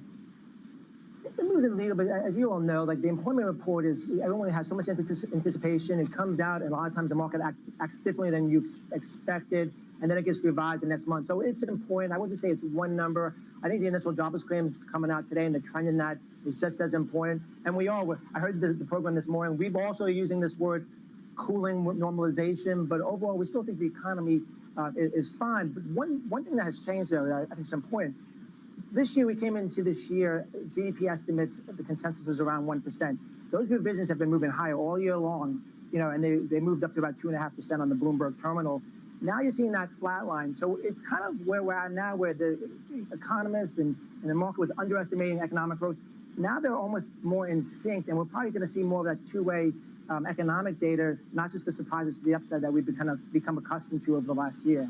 Keith, how much of an offset are bonds? We've been talking about the 60-40 with a number of different people, including PIMCO's Rich Clarida, looking at how it's going to be reversed or twisted with bonds holding more of value. Do you kind of agree with that, or are you sticking kind of close to what's been working or not for the past couple years? So we still like stocks and we still like bonds. I mean, we overweighted. We did upgrade our view, as I mentioned, at the end of April. Stocks have gone up about 8% over this rally.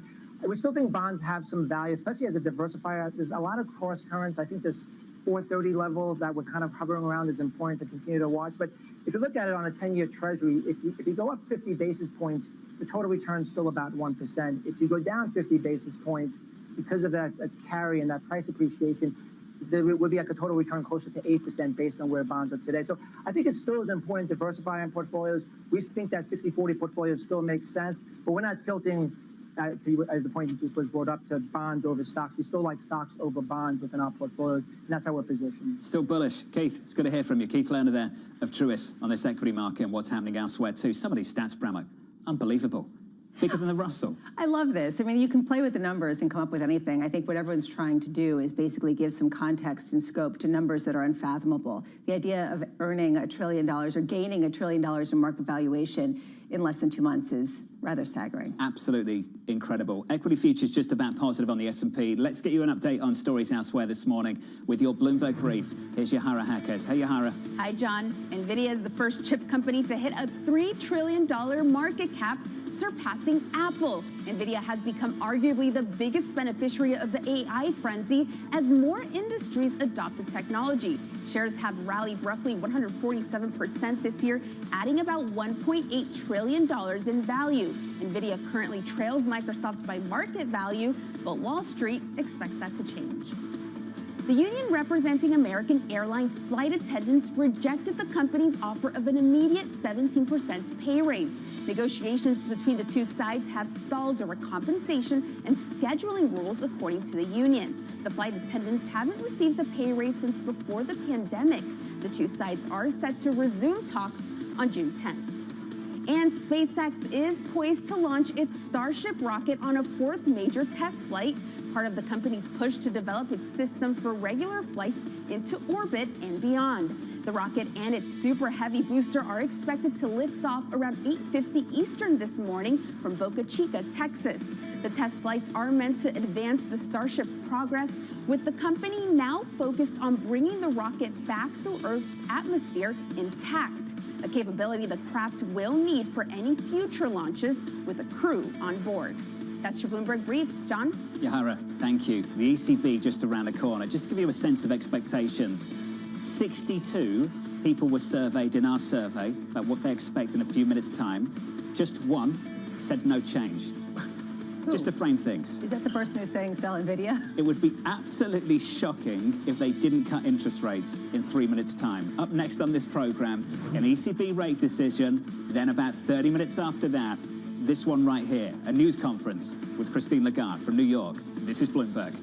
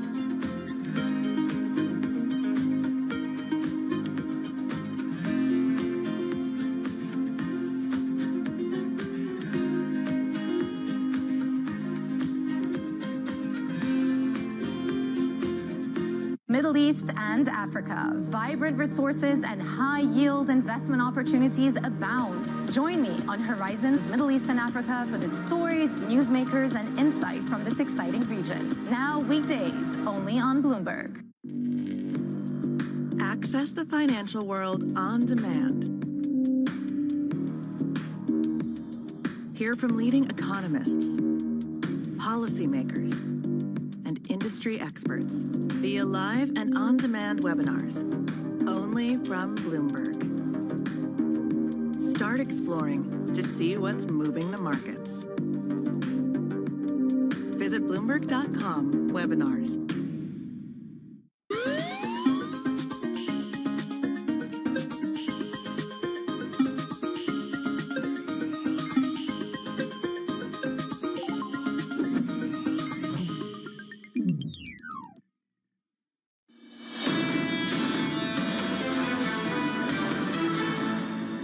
ECB rate decision out of Frankfurt, Germany, due in just 20 seconds' time. The scores going into it. Let's start in Germany. We'll go to Italy. We'll finish on the euro. German yields inching just a little bit higher across the curve, particularly on the 10-year. There's been a theme over the last few weeks. On a 10-year right now, up by a couple of basis points to about 253. Over in Italy, let's turn the page and have a look at the Italian debt market. This is what things look like, 384. On an Italian 10-year, and the euro shaping up as follows going into this, just about unchanged throughout the whole of this morning. Euro dollar 108.65. There's your rate cut, down from 4% to 375. It's a 25 basis point cut, as expected on the deposit rate. On the main refinancing rate, we come down 25 to 425, in line with expectations. The marginal lending facility coming in at 450, in line again with expectations. Down 25 basis points here, Bramo. Across the story at the ECB, and this was broadly, widely expected by pretty much everybody. It's about the guidance from here that's going to set the tone through the summer. Well, ECB saying that it is now appropriate to moderate the degree of restriction, kind of echoing what we heard from the Bank of Canada as they embark on the rate-cutting cycle. How much we hear more about that in terms of just what this means going forward is going to be key. They are saying inflation and expectations of it have declined across all horizons. Just to make this really kind of, to sort of frame it well, this is the first rate cut in 5 years. Question is, how deep is this path at a time of a lot of uncertainty? I'll share some of the story with you from the statement released just moments ago. This is what they've got to say. Since the Governing Council meeting in September 2023, inflation has fallen by more than 2.5 percentage points, and the inflation outlook has improved markedly.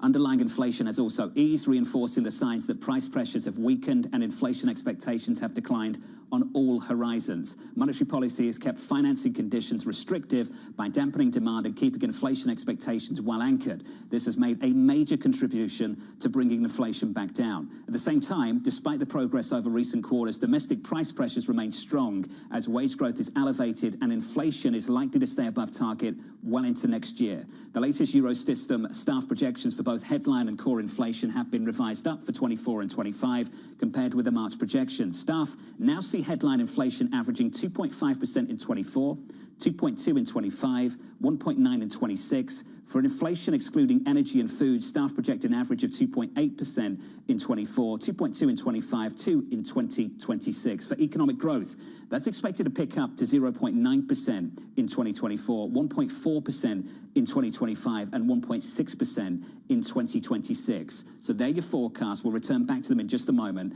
Here's an additional point from the Governing Council. Determined to ensure that inflation returns to its 2% medium target in a timely manner, it will keep policy rates sufficiently restrictive for as long as necessary to achieve this aim. The Governing Council will continue to follow data-dependent and meeting-by-meeting approach to determining the appropriate level and duration of restriction. In particular, its interest rate decisions will be based on its assessment of the inflation outlook in light of the incoming economic and financial data, the dynamics of underlying inflation, and the strength of monetary policy transmission. The Governing Council is not pre-committing to a particular path. And I imagine that last line there, Lisa, in that paragraph will be on repeat in the news conference with Christine Lagarde at 8:45 Eastern Time. And you could see a bit of a market response with German bonds selling off a bit. That said, in the market, it does seem like people are still looking for about 40 basis points of additional cuts so far this year. So not clearly altering the market expectation. As you said, all eyes very much on the press conference. Can you reconcile the decision with the forecasts? How easy is that to do this morning? It seems as if the decision and some of the rhetoric is in conflict with itself. You're looking at this idea that it's appropriate to ease some of the restriction while still talking about some of the persistent wage growth and the ongoing growth just generally in the overall economy. Also, inflation not getting down to 2% until 2026. If you strip out inflation, energy, it becomes even more difficult. I'm curious how they cross those two ideas. What does it mean in a timely manner if you're willing to wait 3 years? Let's cross over to Lizzie Burden in Frankfurt, Germany. Lizzie, go through the top line for you and what we should be looking for in the news conference in about 20 minutes. Well, John, SocGen put it well. They called it a data-independent rate cut before we got the decision, of course. And that reflects the economic data we've had recently. Inflation, sticky, wage growth, rapid, output, surprisingly robust. And look at the forecasts here. We've got inflation lifted for both 2024 and 2025. So some are saying that they've talked themselves into this rate cut today, even if it was well telegraphed, fully priced, unanimously almost expected by economists. Perhaps if they'd seen that recent data beforehand, they wouldn't have talked themselves into a June cut today. How do you think Christine Lagarde is going to navigate exactly what you've just described in this news conference? How do you do that? Well, I think you picked the precise line that she's going to be holding on to throughout the press conference. She's going to be hedging her bets because they may need to keep rates restrictive. It's a similar problem, actually, to what you've got in the US. You know, the two situations started very differently. In the US, started with that massive fiscal stimulus. Here in Europe, started with the energy crisis after the war in Ukraine. But now the parallels really being drawn between the ECB's headache and the Fed's headache. Actually, the inflation problem looking a little more retractable here in Europe, as reflected by these updated forecasts today, John. Are you getting the sense that maybe they're going to be emboldened hawks on the ECB Governing Council in the wake of this, especially given the rhetorical challenge that Madame Lagarde has facing her with an upgrade to inflation forecasts and a rate cut? Yeah, Lisa, I expect it, especially from the Northern European officials. They've been particularly cautious about the path ahead.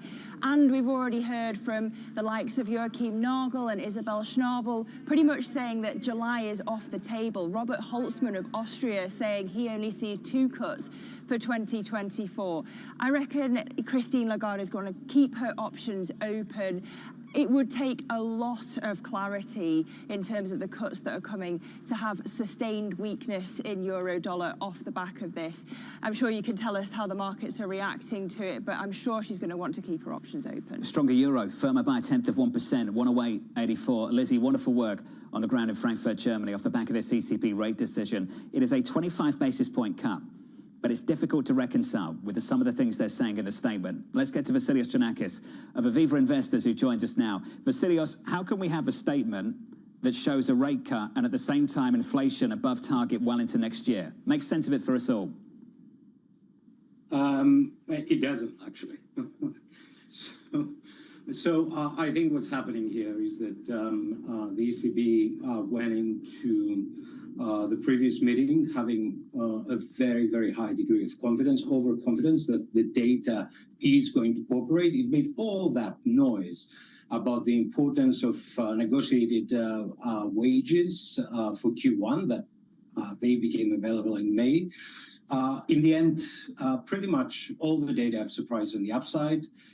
You saw in the updated projections, which I thought there were actually more hawkish than I expected them. We went for this year's growth rate from 0.6% to 0.9%, and inflation from 2.3 to 0.5%, and all that within the context of data dependence and conditional guidance. And yet we had an interest rate cut being delivered today. I think that was almost exclusively driven by the fact that it would have been far too embarrassing for the Governing Council to backpedal on its previous pre-commitment. But I think going forward, I hope in terms of credibility that the ECB is going to maintain a very, very neutral stance. And definitely going forward, I think the bar for gaining more confidence has increased. Which is interesting, especially at a time where you do see inflation expectations over the next 5 to 10 years in Germany start to tick up just a bit on the heels of this report. I am curious what you make of this. Ian Shepherdson talking now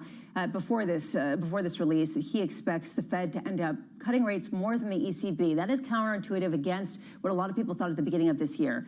Are you on that page now? I think, given where the data stand right now, it doesn't seem likely. That's not our house view. Equally, at the same time, we have to point out that where the Fed stands right now, it's 150 basis points higher. Well, sorry, 175 basis points higher now compared to the Fed. It would take a significant deceleration for the U.S. economy and significant resilience, ongoing resilience. Look, I think I've been on the camp that the Eurozone growth is going to surprise on the upside. But nonetheless, in order for such a scenario, which foresees the ECB cutting by less compared to the Fed, you would need to see a significant, two things happening basically.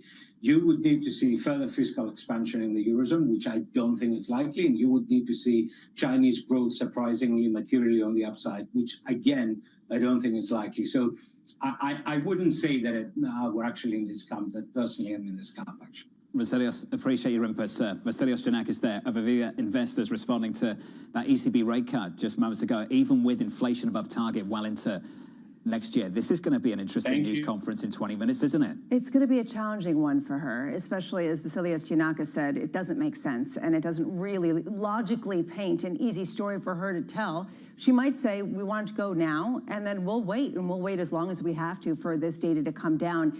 It still is challenging, especially given some of the rhetoric. This is a twisted decision. I love the line that Lizzie used from SocGen, a data-independent rate decision, right? Is that what this is? Well, this is an ECB that took a framework, and they said that they're going to follow through with it. And the market's saying, we don't know. Basically pre-committed to this rate cut.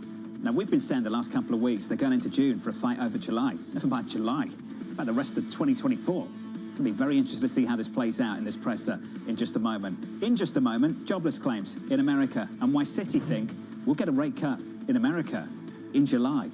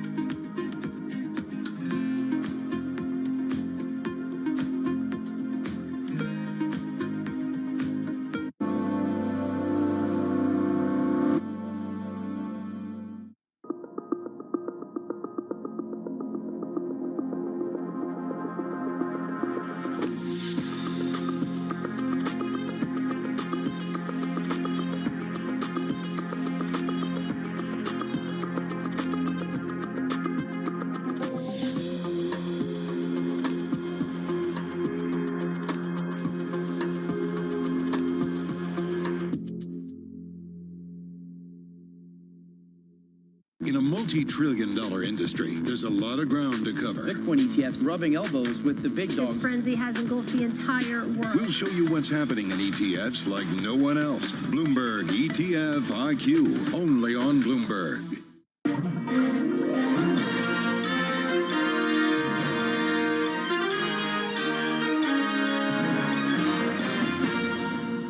Bloomberg has enhanced search on the terminal to deliver what you need when you need it. Now, you can simply type phrases in everyday English in the command line. Compare financials. Find people. Analyze markets. You can enter phrases or ask questions. What do you want to know today? Ask a question or visit SearchGo to find answers now.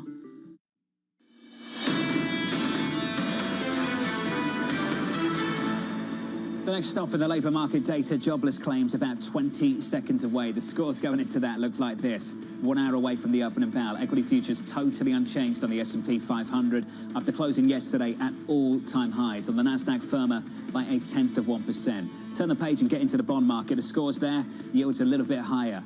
In sympathy with what's happening in Europe as well. Pushing up there with a stronger euro off the back of this call from the ECB. A rate cut and then flying blind, never mind 25. 24, flying blind for the rest of this year. Jobless claims are out. Mike McKee has the number. Morning, Mike. Morning, John. Looks like we're going to be debating in a moment here when the Fed is going to raise interest rates. 229,000, a jump of 10,000 from the initially reported 219 last week. 1,792,000 is the continuing claims number. That would be up only 1,000 from the previously reported. The 219 is revised up to 221, so a gain of 8,000 basically on the week, and continuing claims 1,790,000, so it's a 2,000 change. Not much change really at all, but it is in the wrong direction for people looking at the jobless claims numbers for some kind of signal. Non-farm productivity rises 0.2. The forecast was for a flat reading in the first quarter. This is a revision, and it goes basically down from 0.3 in the prior month, so not good news. Unit labor costs up 4%, and that's significantly down from the initially reported 4.7. So maybe that's some good news on the inflation front. Now, where do we go from here? That's the debate to be had. You were saying in the commercial, I'd hate to trade this. Oh my goodness, this market these days. If you told me if I had the ISM yesterday under embargo, I wouldn't know what to do with it. I would have got it all wrong. If you knew that the ISM was going to come in as strong as it did on a headline level yesterday, would you have put the right trade on in the bond market? Absolutely. I would have nailed it. Yields down? Yeah, 100%. All in. It's tough, right? It's so difficult, yeah. I mean, this is really challenging. It's hard because you're also wondering what you're putting it together with. I wonder how much this other sort of peripheral report mattered suddenly quite a bit about revisions to employment figures from last year that came out around the same time yesterday. So you have to wonder what's pushing what around, and we'll have to ask the algos. 60 minutes away from the opening bow when those algos kick in a little bit more.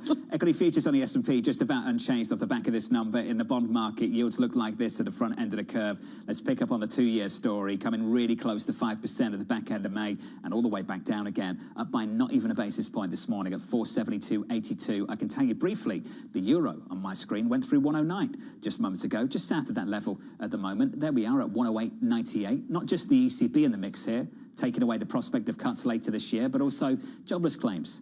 That upside surprise just moments ago, Lisa, just sparking that additional move back to 109. There is this sort of creeping feeling that maybe the euro region is on some sort of stabilization or expansion. The U.S. economy is cooling, and that hasn't been fully baked into that dynamic. So you could get that stronger euro going forward, and you're sort of seeing that play out. Checking again this time tomorrow when we get payrolls. Michael, thank you. With us around the table, Citi's Veronica Clark, Invesco's Rob Waldner. I am not going to bury the lead, Veronica. We're going straight to your call. July rate cut. July rate cut. I need to know how bad the number needs to be tomorrow to keep that in play. Yeah, honestly, I think the bar for bad labor market data for the Fed to be cutting sooner than the market is pricing is pretty low.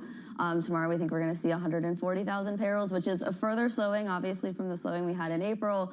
The level of job growth, that's still a pretty healthy level, but it's the trend that's concerning. I think the unemployment rate can go to 4.0% tomorrow. That's the Fed's end-of-year forecast, and we're hitting that sooner than they expected. The favorite phrase of every constructive economist on Wall Street right now, rebalancing, normalization. You don't share it. You don't share it. No, I think the issue is when you're going from a region where you're running too strong and you're moving to a region where you're running too weak, you will have a moment where you look like you're in balance. It's the trend that's concerning, and I don't see any good reason why this cycle wouldn't follow previous cycles where you do get that slow weakening and you suddenly get an accelerated weakening. So now for the cage fight, Rob Waldner, who has completely the opposite view. He doesn't think July is anywhere in the cards. He thinks September probably. I mean, how much do you disagree with that approach? I think that the big thing I disagree with is we think the growth will continue at a more steady pace than I think, Veronica, you laid out, which is, we have an economy with a lot of momentum to it. And so the growth on its own doesn't really justify a rate cut. And so the rate cut narrative of multiple rate cuts, I think, is built on a growth narrative. What justifies a rate cut in September is kind of the way the Bank of Canada laid it out yesterday, which is, hey, the economy might be growing, but inflation is coming down. We're in continued disinflation, and we just don't need as much restriction as we used to have. So that's a different kind of narrative, and I think one where the Fed will be a little bit more cautious and will continue to be data dependent, which means, they do one in September, and then they watch to see how things come in.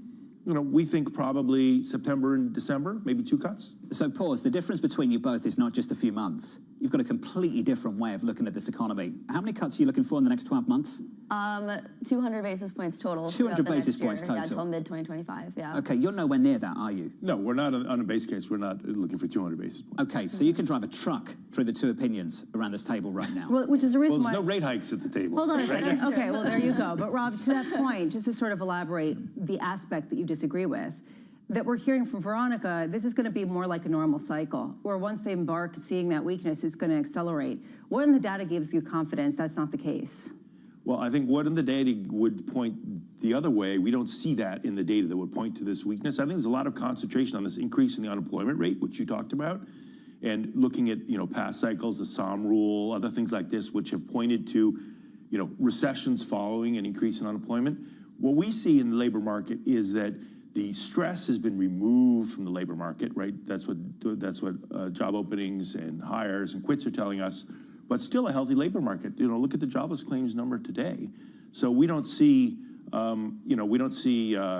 big growing weakness there. Veronica, I'm sure that you guys get a lot of pushback. Yeah, no, absolutely. But yeah, I would certainly disagree on the signs of weakness. I think in the labor market, what we've seen is, hiring rates that are at 10-year lows, part-time employment increasing, hours worked coming down. It feels like all the early signs of businesses looking to cut labor costs, and we heard that in the anecdotes of the ISM report yesterday. What we don't see yet are the layoffs, but that would really be the last step.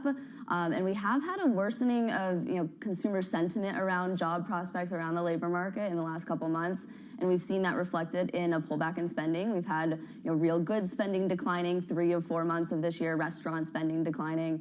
It can be that pullback in spending and activity that gets businesses finally to do that last step of cutting labor costs, which is layoffs. Can we talk a little bit about communication? How do you think this sort of plays out on Wednesday? Yeah, it's going to be tricky because we have 2 pretty important reports before then, obviously tomorrow, and then we're going to get CPI inflation the morning of the meeting. I do think the report tomorrow, if it is showing like what we expect, slowing in job growth, rise in the unemployment rate, this is a Fed that is going to leave all options on the table. We probably do see, the dots come up, 25 basis points showing just 50 basis points of cuts for this year. But I think it's really important for us to base our Fed outlook on where we think the data are going and not Fed speak, which could sound stale in a couple months. It also depends, Rob, on what the market kind of gives them, in the sense that we've already seen suddenly more rate cuts baked in. How do they respond to this idea that this is a market suddenly more biased to seeing weakness and continuing with the Goldilocks trend? Does that make their job easier to really signal that they're going to continue on the same path? Well, there's been a real challenge for the Fed and for the market, which is the narrative has changed so much, and what's in pricing has changed so much over the last year. If you just look at the volatility of expected rate cuts in 2024 has been huge because it's responded to higher for longer, then slower, multiple cuts at the beginning of this year. And they've been very steady through the whole thing. You haven't seen them react to that. They've been, we think we have a chance at a soft landing. We think we're in disinflation. They've been very, very steady. And so I don't think they're going to respond to this change in market narrative. I think we're going to get Powell talking about disinflation continuing. There's a lot of tension around the exact inflation numbers and what they're telling us.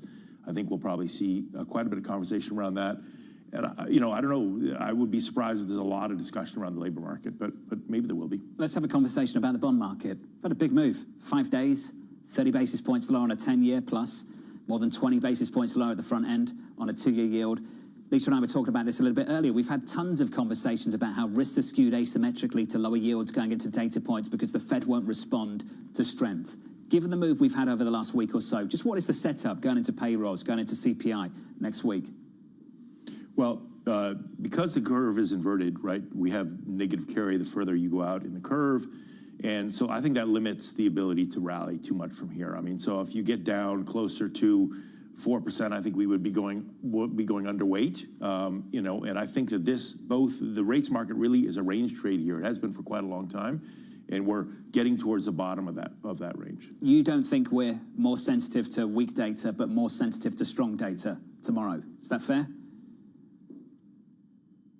I think that's fair, yeah. Okay, all right, let's think about it. Maybe it was the way I phrased it. Rob Waldner of Invesco, thanks, sir, appreciate it. Veronica Clark of Citi, with quite a call for July. The difference between July and September there, a lot bigger than meets the eye. Because it's not just what happens in July and September. It's what happens for the remainder of the year, and it's what happens over the next 24 months and how this sort of percolates into a cycle that's either an adjustment or whether it's like a true recessionary type of rate cutting cycle. You don't hear rebalancing and normalization from the team over at Citi. You do not hear that. Let's give an update on stories elsewhere this morning with your Bloomberg brief. Here's Yahara Hakez. Hey, Yahara. Hi, John. U.S. jobless claims coming in slightly higher than estimates, 229,000 for the first week of June compared to the 220,000 that were expected. Last week's claims were also revised up to 221 from 219,000. The highly anticipated U.S. payrolls report for May is due tomorrow at 8:30 a.m. Eastern. The ECB delivered a widely expected interest rate cut, but stopped short of signaling any more may follow. Having kept the key deposit rate at 4% for the past 9 months, the ECB cut by 25 basis points, saying the inflation outlook has improved markedly. In a statement, the ECB said they are, quote, not pre-committing to a particular rate path. ECB President Christine Lagarde's news conference is due to start in just a few minutes. Also coming up, SpaceX is poised to launch its Starship rocket on a 4th major test flight, part of the company's push to develop its system for regular flights into orbit and beyond. The rocket and its Super Heavy booster are expected to lift off around 8:50 Eastern this morning from Boca Chica, Texas. The test flights are meant to advance the Starship's progress. The company is now primarily focused on bringing the rocket back through Earth's atmosphere intact, a capability the craft will need for any future launches with the crew on board.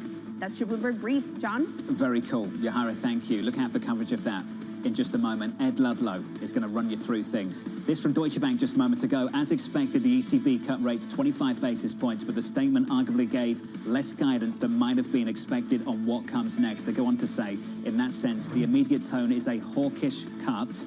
This is not a central bank, Lisa, in a rush to ease policy. And maybe after this particular reaction in markets, even more so considering that inflation expectations ticking up, particularly in Germany. Just around the corner, a news conference with Christine Lagarde.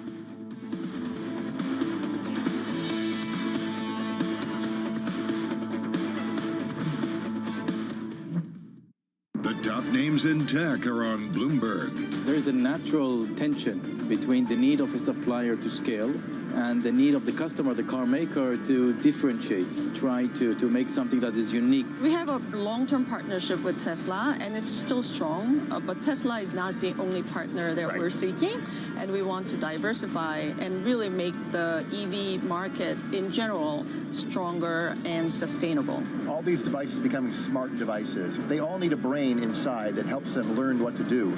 That brain inside is ARM. I'm believing the next user experience is going to be based on Gen AI on their phones. We're optimistic that we could start to see devices as early as this year. Our job is to create index products, and then to be the listing exchange for those index products that allow investors to invest in all sorts of tradable instruments, including now Bitcoin. Nobody covers technology like Bloomberg. Context changes everything. From the world of politics to the world of business. Every weekday on Bloomberg TV and radio, hosts Joe Matthew and Keely Lines deliver news, insight, and analysis from and about politics' biggest power players. The president has been clear that is non-negotiable. I mean, this is going to be an ugly, ugly year. Balance of Power, live around the world every weekday, only on Bloomberg Television and Radio. Context changes everything. Always on the heartbeat of the tech spread across global markets. The real-time data aspect is going to be important. We're going to bring you expert analysis on that. Sure. Don't miss Bloomberg's interview with the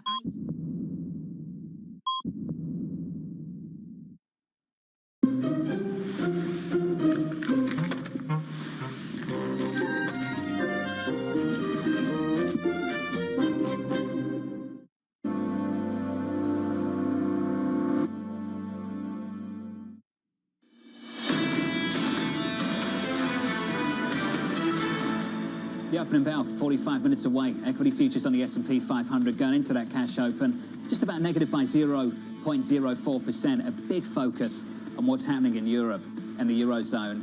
First interest rate cut since 2019. Euro dollar, 108.88, positive by 0.2%. Why? Because a lot of people, including Deutsche Bank this morning, Bramo, describing this one as a hawkish cut from the ECB. Because in Deutsche Bank's rationale, there wasn't any guidance in terms of what this means for further rate cuts. And in fact, arguably, especially given the inflation forecast rising over 2025 and the remainder of this year, you might argue there is more reason in here to hold rates where they are for a longer period of time. The ECB President, Christine Lagarde, just walking into the room. We can get those pictures up for you. This is going to begin in about 2 minutes or so. But it's a line in the statement that I imagine we're going to hear on repeat from ECB President Christine Lagarde. And that line in the statement reads as follows. The Governing Council is not pre-committing to a particular rate path. What is really strange about this particular decision, and there are many, many dimensions to why this is strange, they basically pre-committed to a 25 basis point cut in June. And we thought there'd be this big fight over July, over September. I'm wondering whether there's just a big fight over 2024 now, whether 2024 is in play at all for this ECB to make another move. One of the questions I would want to ask her is, what are the metrics that go into sufficiently restrictive? How do you understand this as a mid-cycle adjustment? How do you understand this as a normalization? What normal are you going to? All of these questions that none of them can answer, and that frankly are probably the subject of massive debates on the Council. Imagine if Chairman Powell did this next week. He wrote something like this in the statement. The Federal Reserve projections for both headline and core inflation have been revised up for 24 and 25. And at the same time in the statement it read, we've just lowered interest rates by 25 basis points. We'd be up in arms around this table. That's exactly what's just happened at the ECB this morning. And people will be up in arms about that, and I'm sure you'll get the sort of, haters that will come out quietly in unsourced reports who speak to publications afterwards who say this was absolutely an irresponsible move. There is this issue, though, of whether this actually removes the onus of them going again this year, or even potentially not until way later this year, right? Is this basically, look, we're getting ahead of any potential weakness, particularly in Germany. How much does this actually give us ammunition to go that much further?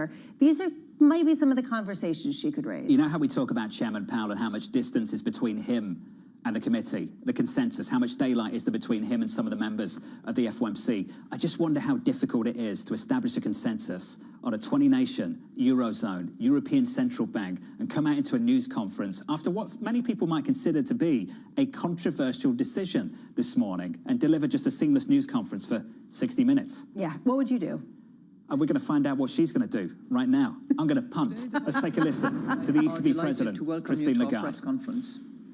The Governing Council today decided to lower the 3 key ECB interest rates by 25 basis points. Based on our updated assessment of the inflation outlook, the dynamics of underlying inflation and the strength of monetary policy transmission, it is now appropriate to moderate the degree of monetary policy restriction after 9 months of holding rates steady.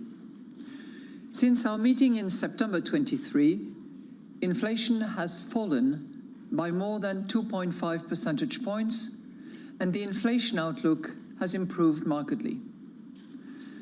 Underlying inflation has also eased, reinforcing the signs that price pressures have weakened and inflation expectations have declined at all horizons.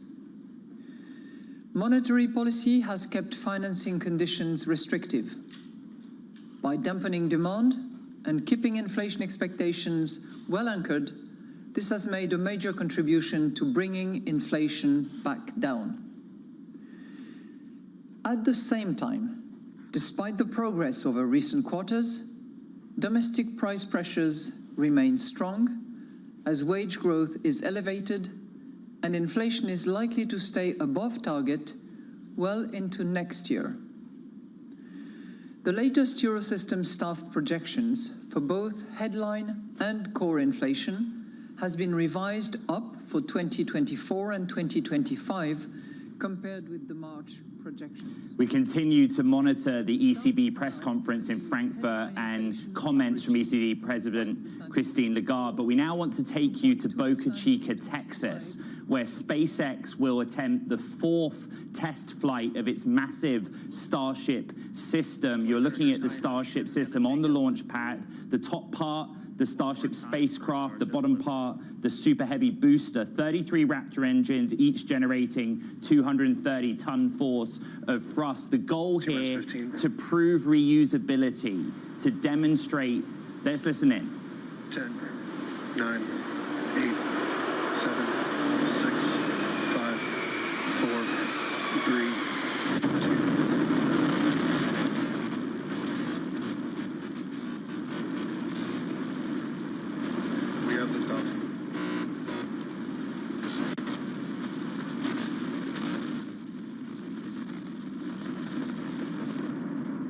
Vehicle is pitching downrange. Starship clearing the tower in Boca Chica, Texas, the top half, the spacecraft, and sent into orbit by the Super Heavy booster. At about the 2-minute and 30-second mark, there will be what we call a hot staging, where the specific engines on the top spacecraft part of Starship ignite and separate between the two systems. The ambition in this 4th test is to demo reusability. So the Super Heavy booster is destined later in the process to safely and in a controlled fashion drop into the Indian Ocean. But the spacecraft portion of Starship, once it has reached orbital velocity, and it will reach a top speed of about 15,000 miles per hour, the goal is very clear in this instance, and that is to conduct a controlled entry of Starship back into Earth's atmosphere. On the 3rd test flight, which they conducted previously, they hit a number of milestones as we look at those live images of Starship reaching max Q, what we call the moment of maximum aerodynamic pressure or stress on the rocket. So on the 3rd test flight, they did a number of firsts. They did have a successful re-entry, but then lost Starship, which disintegrated. In space, they actually conducted the first ever opening and closing of the Starship payload door and did a propellant transfer demo. So right now what we're seeing is that everything is nominal. Starship goes to a top speed of 15,000 miles per hour in order to reach its orbital velocity. And as I said, in 30 seconds time, we get what we call hot staging, the ignition of the Starship spacecraft engines that blasts its away essentially from the Super Heavy booster, which then falls back down into Earth's atmosphere. This is the ongoing SpaceX 4th test flight test of Starship, but we actually want to continue to monitor that and then take you back to Frankfurt and the ECB, where ECB President Madame Lagarde is speaking. To continued job growth in the near term. The unemployment rate edged down to 6.4% in April, its lowest level since the start of the euro. Companies are still posting many job vacancies, though slightly fewer than before. National fiscal and structural policies should aim at making the economy more productive and competitive, which would help to raise potential growth and reduce price pressures in the medium term. An effective, speedy, and full implementation of the Next Generation EU programme, progress towards capital market union, and the completion of banking union, and a strengthening of the single market would help foster innovation and increase investment in the green and digital transitions. Implementing the EU's revised economic governance framework fully and without delay will help governments bring down budget deficits and debt ratios on a sustained basis. Looking at inflation now. Annual inflation rose to 2.6% in May from 2.4% in April, according to Eurostat's flash estimate. Food price inflation declined to 2.6%. Energy price inflation increased to 0.03% after recording negative annual rates for a year. Goods price inflation continued to decrease in May to 0.8%. By contrast, services price inflation rose markedly to 4.1% from 3.7% in April. Most measures of underlying inflation declined further in April, the last month for which data are available, confirming the picture of gradually diminishing price pressures. However, domestic inflation remains high. Wages are still rising at an elevated pace, making up for the past inflation surge. Owing to the staggered nature of the wage adjustment process and the important role of one-off payments, labor costs will likely fluctuate over the near term, as seen in the pickup in negotiated wages in the first quarter. At the same time, forward-looking indicators signal that wage growth will moderate over the course of the year. Profits are absorbing part of the pronounced rise in unit labor costs, which reduces its inflationary effects. Inflation is expected to fluctuate around current levels for the rest of the year, including due to energy-related base effects.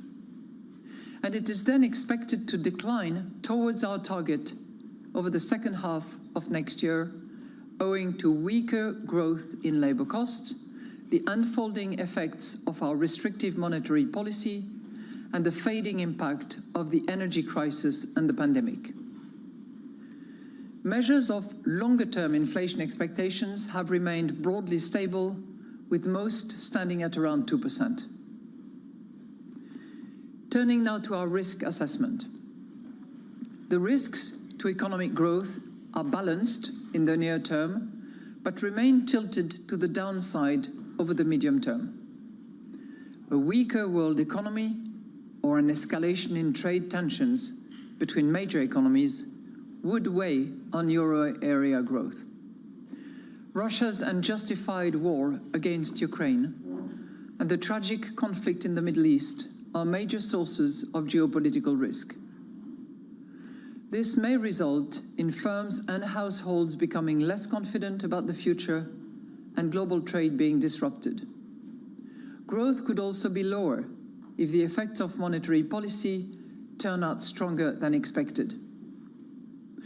Growth could be higher if inflation comes down quickly than expected and rising confidence and real incomes mean that spending increases by more than anticipated, or if the world economy... We will get back to the ECB, but what you're looking at on the right-hand side of your screen is SpaceX's Super Heavy booster, which has traveled at transonic speeds back through Earth's atmosphere. SpaceX staff applauding because this was a part of the plan, a controlled re-entry burn of the super heavy booster and landing and basically dumping it in the Indian Ocean. Now what you're seeing is the Starship spacecraft traveling at orbital velocity speeds around the Earth, with the ambition much later on of having an hour or so's time, having a controlled re-entry, the purpose of which is to demonstrate reusability of the system. By the way, as a parting thought, the reason that SpaceX is able to maintain such clear images, visual images, at all stages of both the spacecraft and the Super Heavy booster is that they're equipped with the Starlink system. And as either part passes through Earth's atmosphere or heads into orbit, different Starlink satellites pick up a signal from the corresponding electronics aboard the spacecraft, maintaining that constant live stream. So we'll continue to monitor this as spacecraft travels at orbital velocity around the Earth for the next hour or so, conducts a number of tests, and then SpaceX will attempt to conduct a controlled re-entry. And what that looks like, we do not know. The hope, maybe, just maybe, is that they can land it, something they've not yet done fully after re-entry from Earth's orbit. But stunning images, that is the SpaceX Starship spacecraft going pretty fast.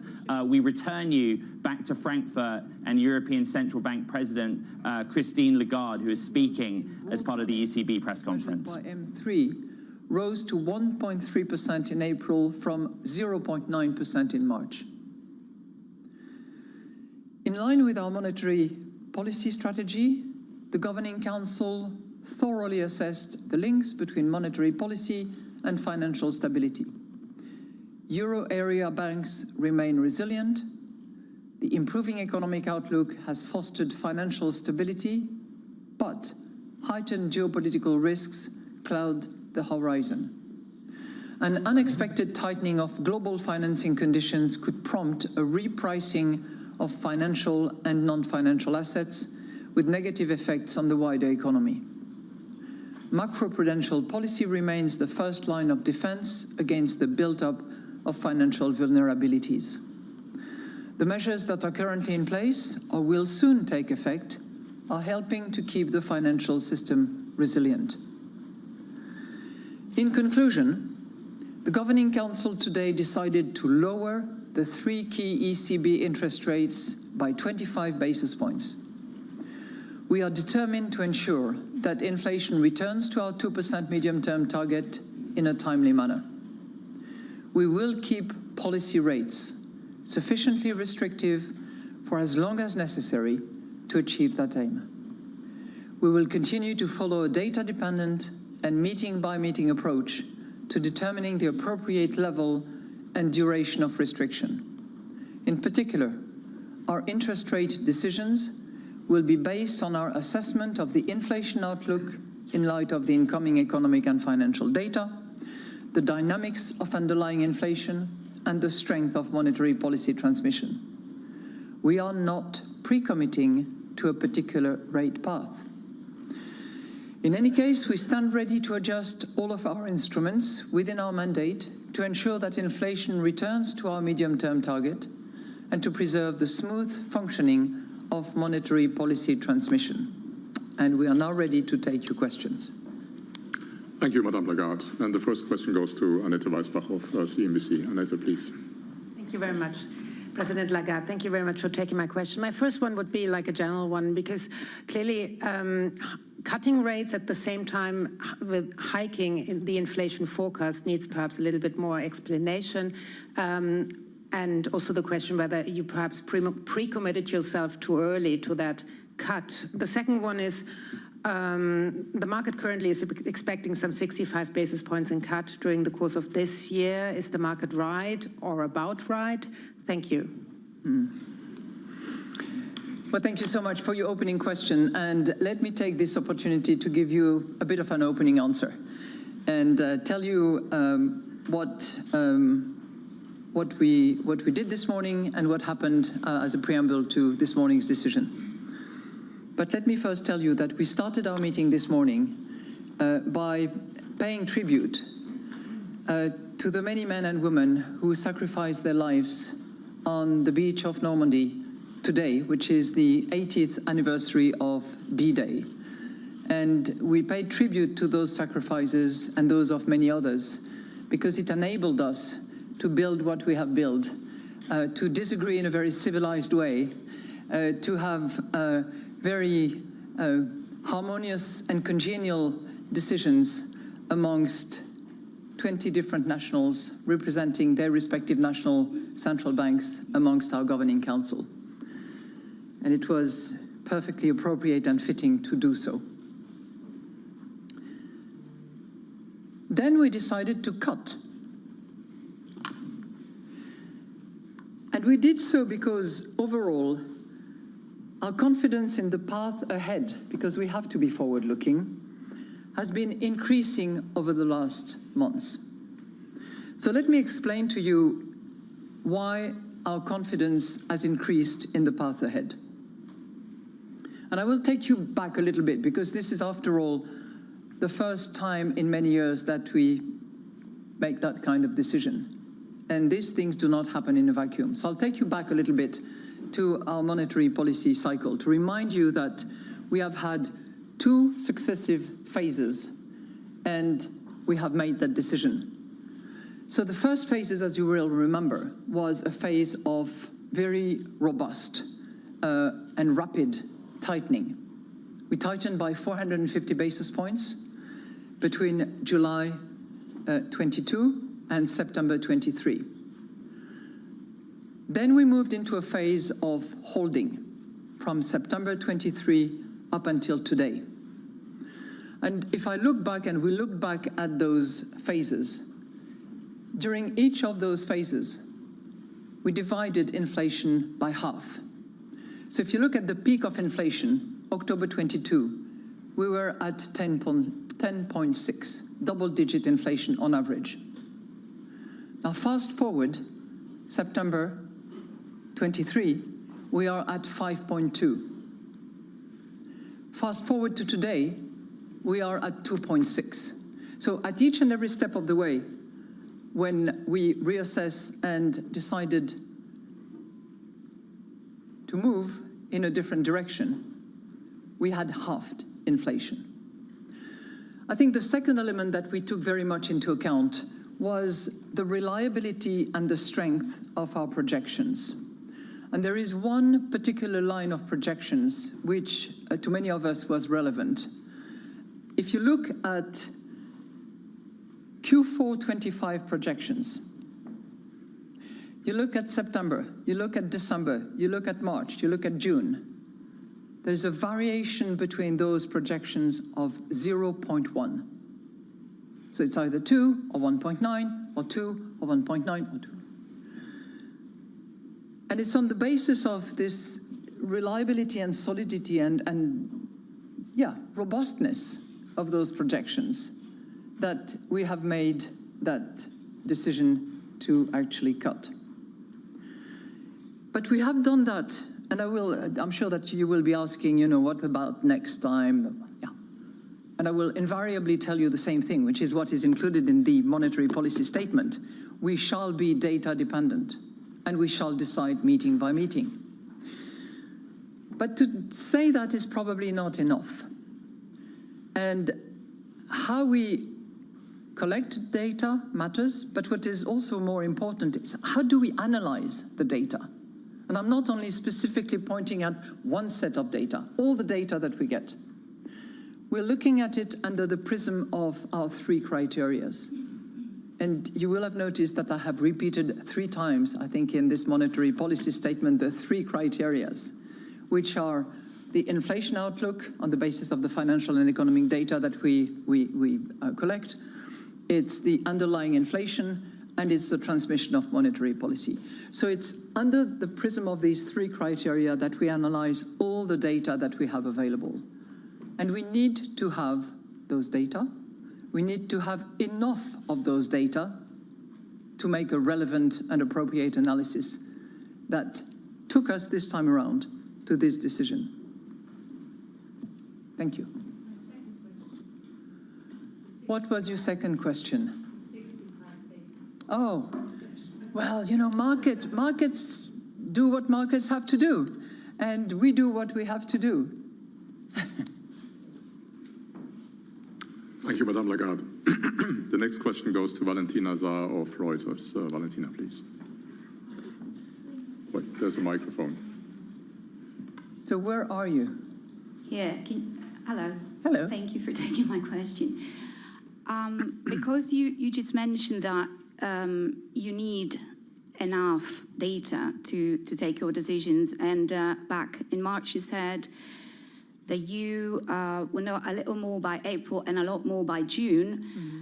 Are we in a similar situation where only a little more will be known by the next meeting and a lot more by the one after that? And more broadly on this topic, some argue that some of your meetings coincide with the release of key indicators, and therefore that those policy meetings are more important.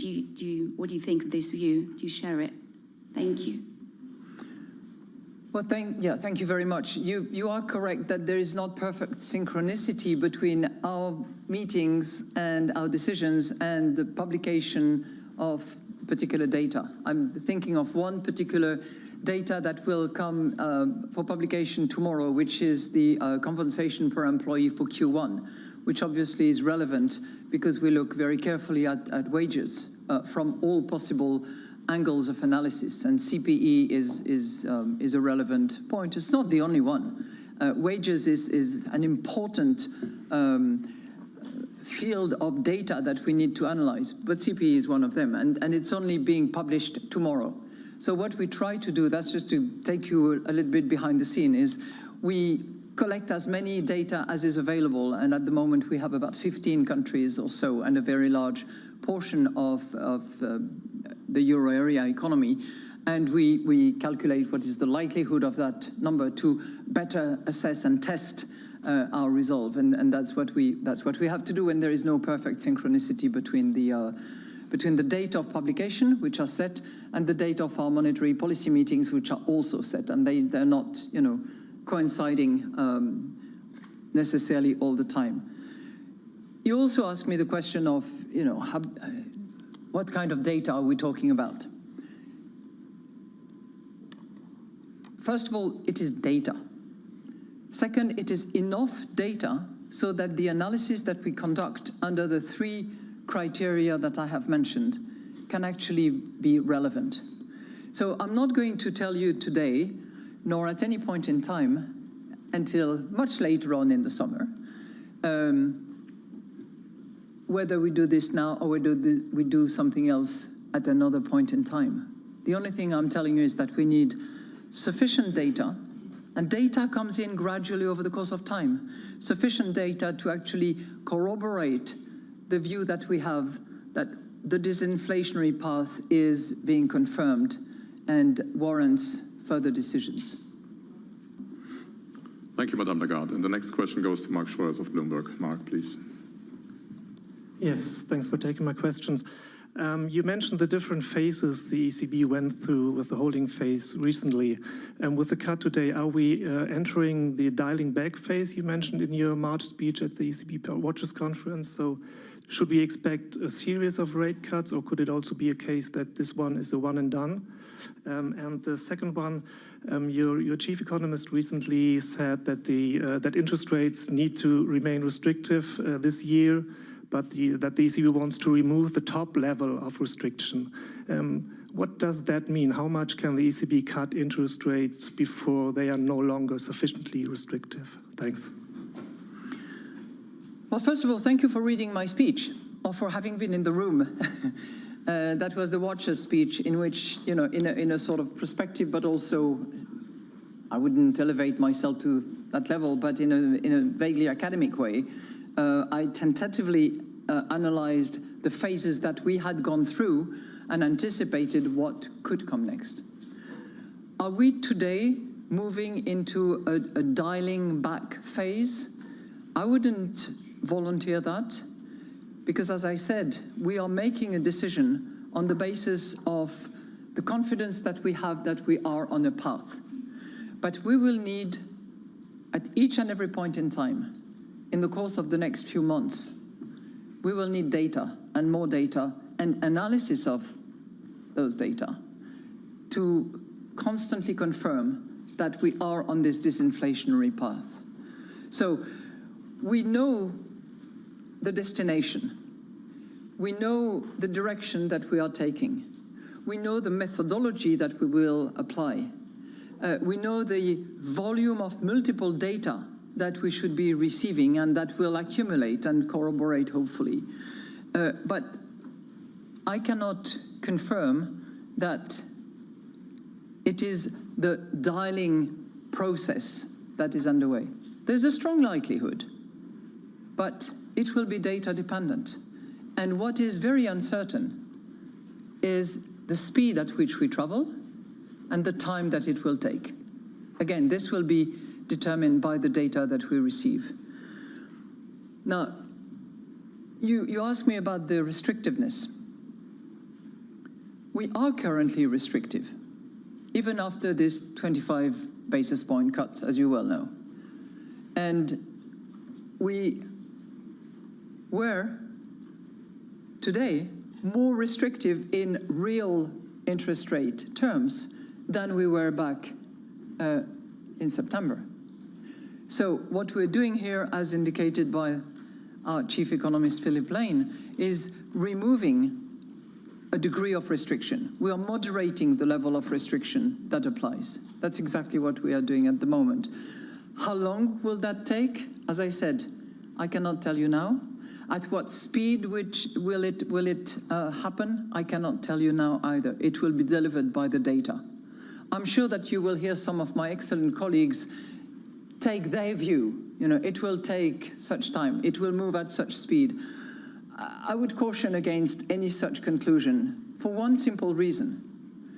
We know the path we are on, but we also know that there will be other bumps on the road. I said last time when we were together that we were traveling that journey on a road that was downward towards the 2%, but that there would be bumps on the road. There are bumps that we can more or less predict, that we can anticipate. I mean, base effects are, case in point. But there are bumps on the road that can come as a surprise. There are bumps on the road that we can anticipate, but the magnitude of which we are not totally confident about. Wages is another case in point. Depending on which country you look at, depending on what collective agreement you look at, there can be a massive amount of catching up. Front-loaded agreement to increase wages, and then it fades away. So all these things have idiosyncratic characteristics that will actually either increase, reduce, or deliver the same level of bumps that we are considering. But we know it's going to be a bumpy road, let's face it. The next few months will continue to be bumpy. We know that. The next question goes to Martin Arnold of the Financial Times. Martin, please. Thank you very much. President Lagarde, two questions, if I may. Firstly, you talked about the importance of the data, and you had stressed before this meeting the importance of the first quarter data, and particularly the wage data, and that you'd hope to see a moderation there. You didn't see a moderation. You saw an acceleration in the wage data back to almost a record high. So can you explain why what you saw was still enough to allow you to cut?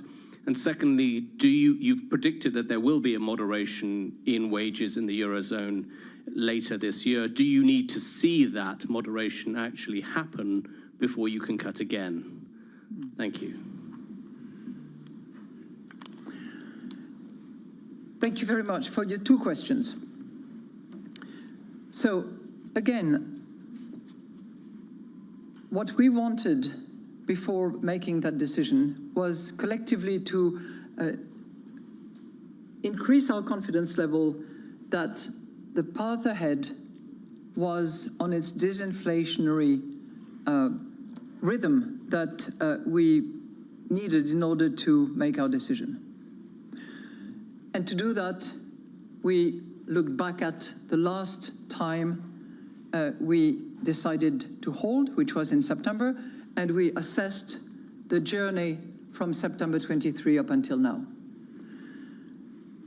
And as I just said in the previous answer, there are bumps on this road that we are traveling with more confidence that the disinflationary path is actually materializing. We will be looking at multiple data, not only wages. But you're quite right to take me back to wages, because wages matter enormously in a tight labor market when it comes to services. And we know that services are an important element of the items in the index, which have been rising. The last service, a number that we had was 3.7. That was back in April, went up to 4.1 in May, after a series of 4s in March, February, January before that. And what's at the root of this increase in service prices is predominantly wages. So what happened to wages in the last few months? First of all, there has been divergence between countries. So we really looked under the bonnet of wages, and we looked under the bonnet of countries, because some of the decisions that were made were country-specific. I'll take one example, Germany. Germany, because in Germany, most of those collective agreements are negotiated on a triannual, every 3 years. And to give you a more specific example, public service agreement actually happened in 24 and has now compensated the lost purchasing power since 21, which is when the last agreement was reached in the public service. So you can imagine that an agreement that is cut in 24, that covers 21, 22, 23, is obviously going to be very sizable, and it was in the 12%. We have the same, exactly the same story for the retail sector, which is quite significant, where again, an agreement has been reached now, which is an ovation compared with 3 years ago. So then we have to analyze underneath. There's the catching up, front loading. Is it also accounting for future years? It's not too clear in the public service, but it's very clear in the retail sector agreement. So that leads us to assume that wages will continue to remain elevated. If you look at negotiated wages, Q1 they were at 4.7. If you look at compensation per employee based on what we can calculate on the basis of 15 countries, 4.7%.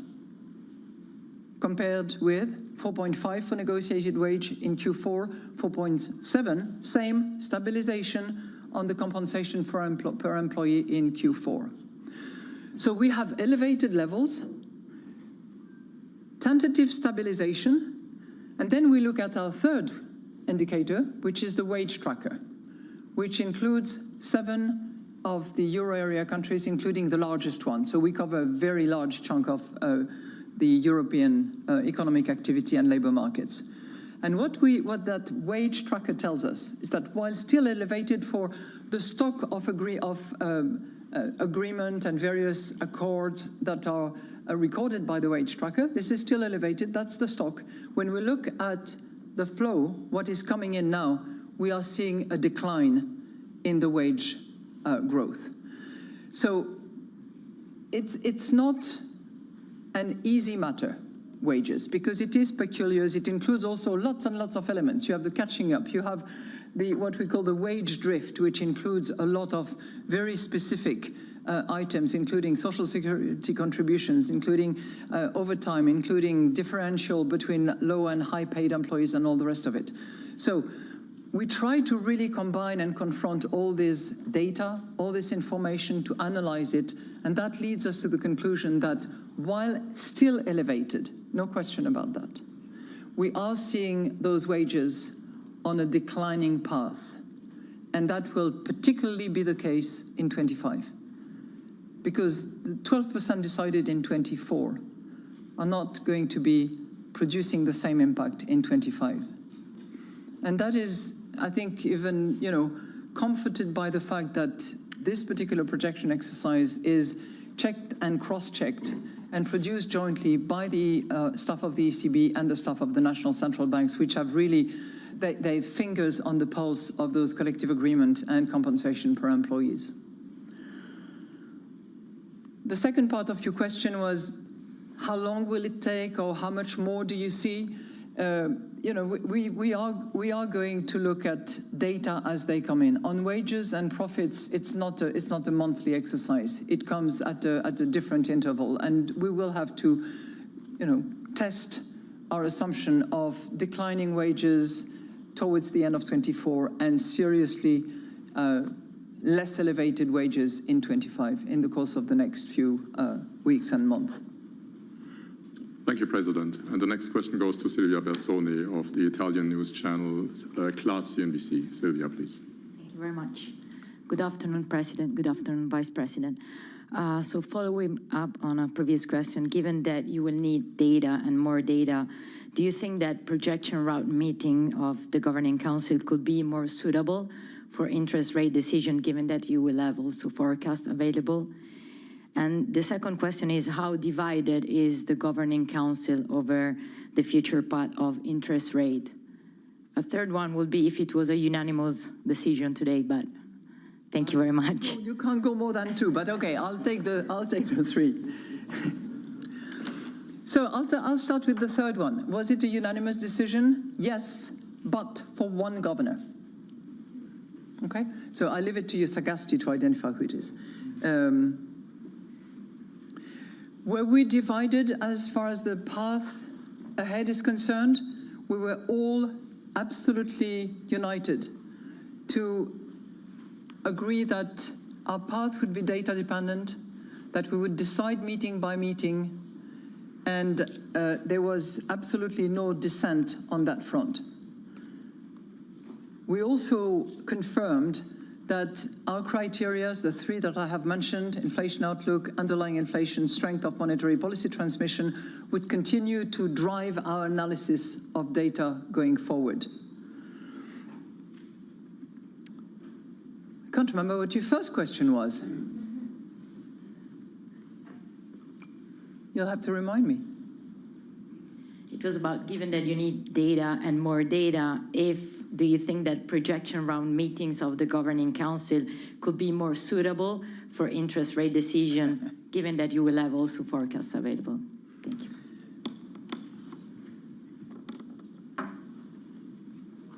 Well, first of all, those are not our projection. Those are the projections of staff. And it's obvious that projections produced by staff on a regular basis are very informative, go deep into the data that we receive, analyze at length, produces scenarios analysis, sensitivity analysis, and that this is very helpful for us to make decisions. But that doesn't mean to say, and I would not say that now, that we would only decide at the time of projection meetings, because we have to be data dependent at all times. But obviously we have more data when we have projection meetings. Thank you, Madame Lagarde. And the next question goes to Klaus Rainer-Jackisch of the HR television. Klaus Rainer, please. Thank you. Good afternoon, Mrs. President. Thank you for taking my questions. Some months ago, you were standing at this location promising the people in the Eurozone that the Governing Council is determined to break the neck of inflation. Would you say that the neck is being broken? One could have some doubts seeing the current data and also your projections. So how is the view on that? And the second, connected with this, we have heard a lot of criticism already before this session and a lot of doubts whether this rate cut is really at the right point, because some people are doubting that inflation indeed is on the right track. We now have started the voting for the European Parliament, and as you know, there's a lot of criticism of European institutions. Is it really the right point of time to take these decisions when some people may now get the impression that the ECB doesn't take the combat of inflation seriously enough anymore? Thank you. Well, thank you for your question, and I can assure you that we take the fight against inflation extremely seriously. And if there is one thing that I have learned in this job is that we have to be persistent, we have to be determined, we have to be data dependent, but we cannot give up on the objective. And our objective is to tame inflation and to bring prices back, to bring inflation back to 2% in the medium term. So let there be no doubt about our determination to tame inflation and to restore price stability. And I will mention 3 numbers for you, because I think that, you know, in my sleepless nights, I try to have that in the back of my mind. And there's that little voice that says, carry on, carry on. October 22, inflation on average in the euro area, 10.6%. September 23, less than a year later, inflation, 5.2%. That's the reading of August, because we made the decision in September. Today, 2.6%. Each and every step of the way, we divided inflation by 2. I don't want to divide the next inflation by 2, because if we divide 2.6 by 2, we have 1.3. Our commitment is 2%. We don't want to go there, no. But as is very clearly stated in the monetary policy statement, we are moderating our restrictive stance. It is still restrictive.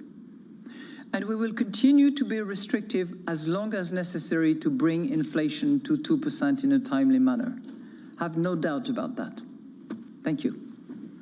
Thank you. And the next question goes to Nuria Salobray Fuenteville of El País over there. Hello, thank you. What do you think about the level of concentration in Spanish banks, and what could happen with this if BBVA is successful in his offer for Sabadell? It could be a problem for competence or maybe for the financial stability. Thank you. Thank you so much. There's somebody far more competent than me on that one. Vice President. Well, good afternoon. Well, I think that we have been crystal clear with respect to the, this kind of situations. We do not elaborate, we do not comment on transactions, deals that have not been finalized yet. Our party line has been quite clear. We will make an assessment about any kind of transaction that implies mergers, the purchase of stakes of banks. But, this assessment will be based on prudential and solvency issues. That's what I can say now. And, well, we will see, the outcome at the end.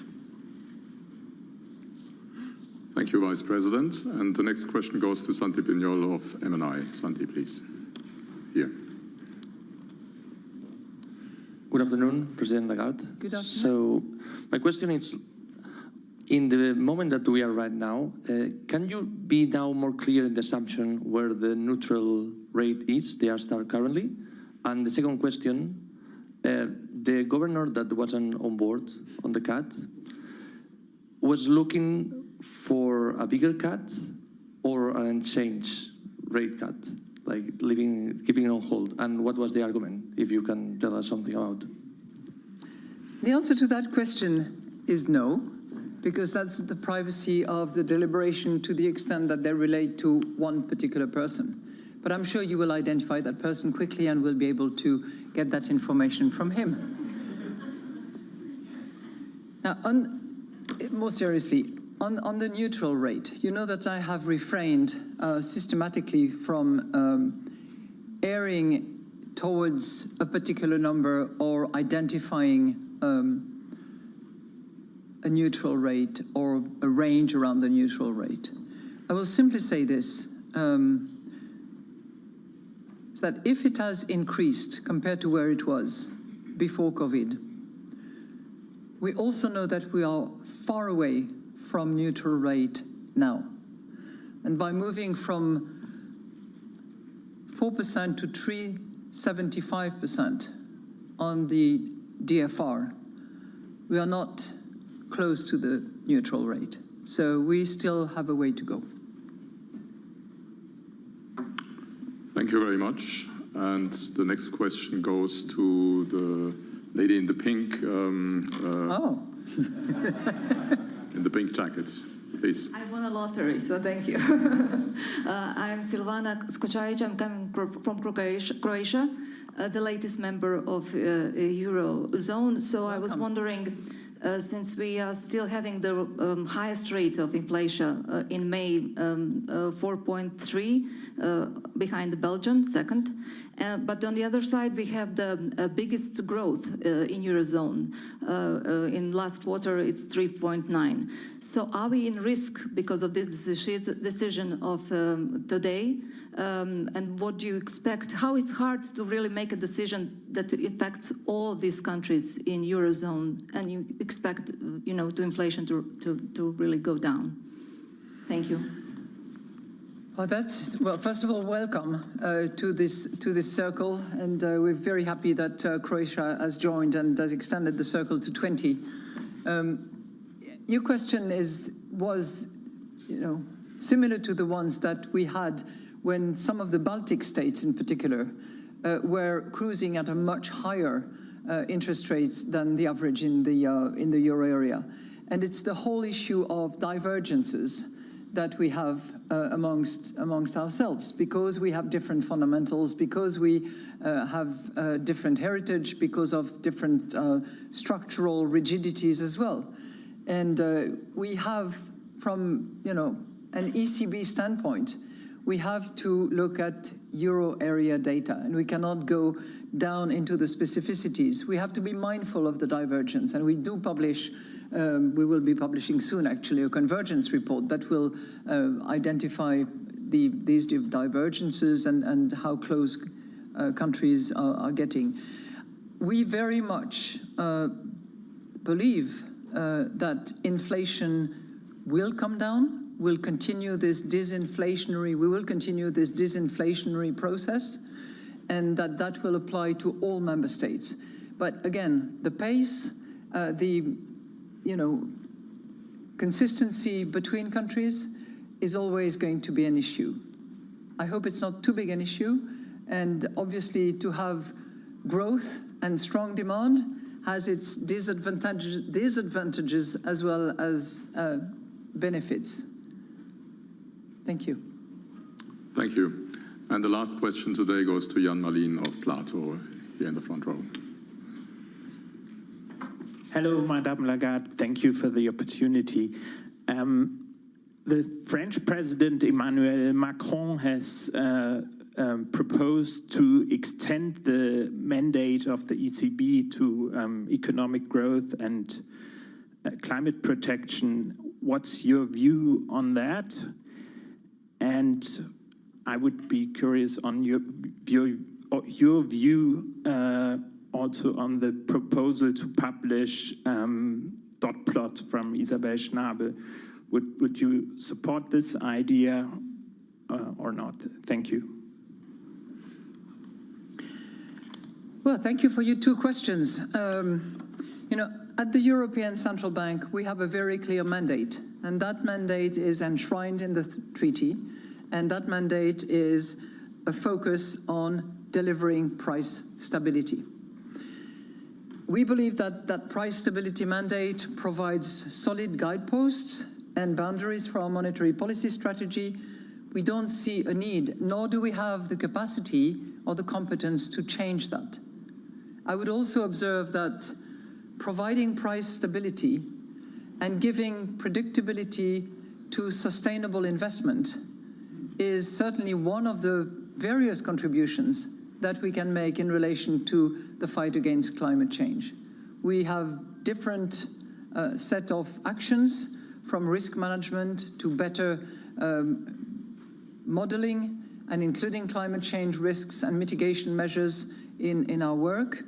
But providing price stability is certainly a good way to tell those investors in sustainable projects, you have price stability, and the ECB will be here to guarantee that prices are stable. There's nothing like, waves of inflation to discourage investment that require a long-term perspective and a later return on investment.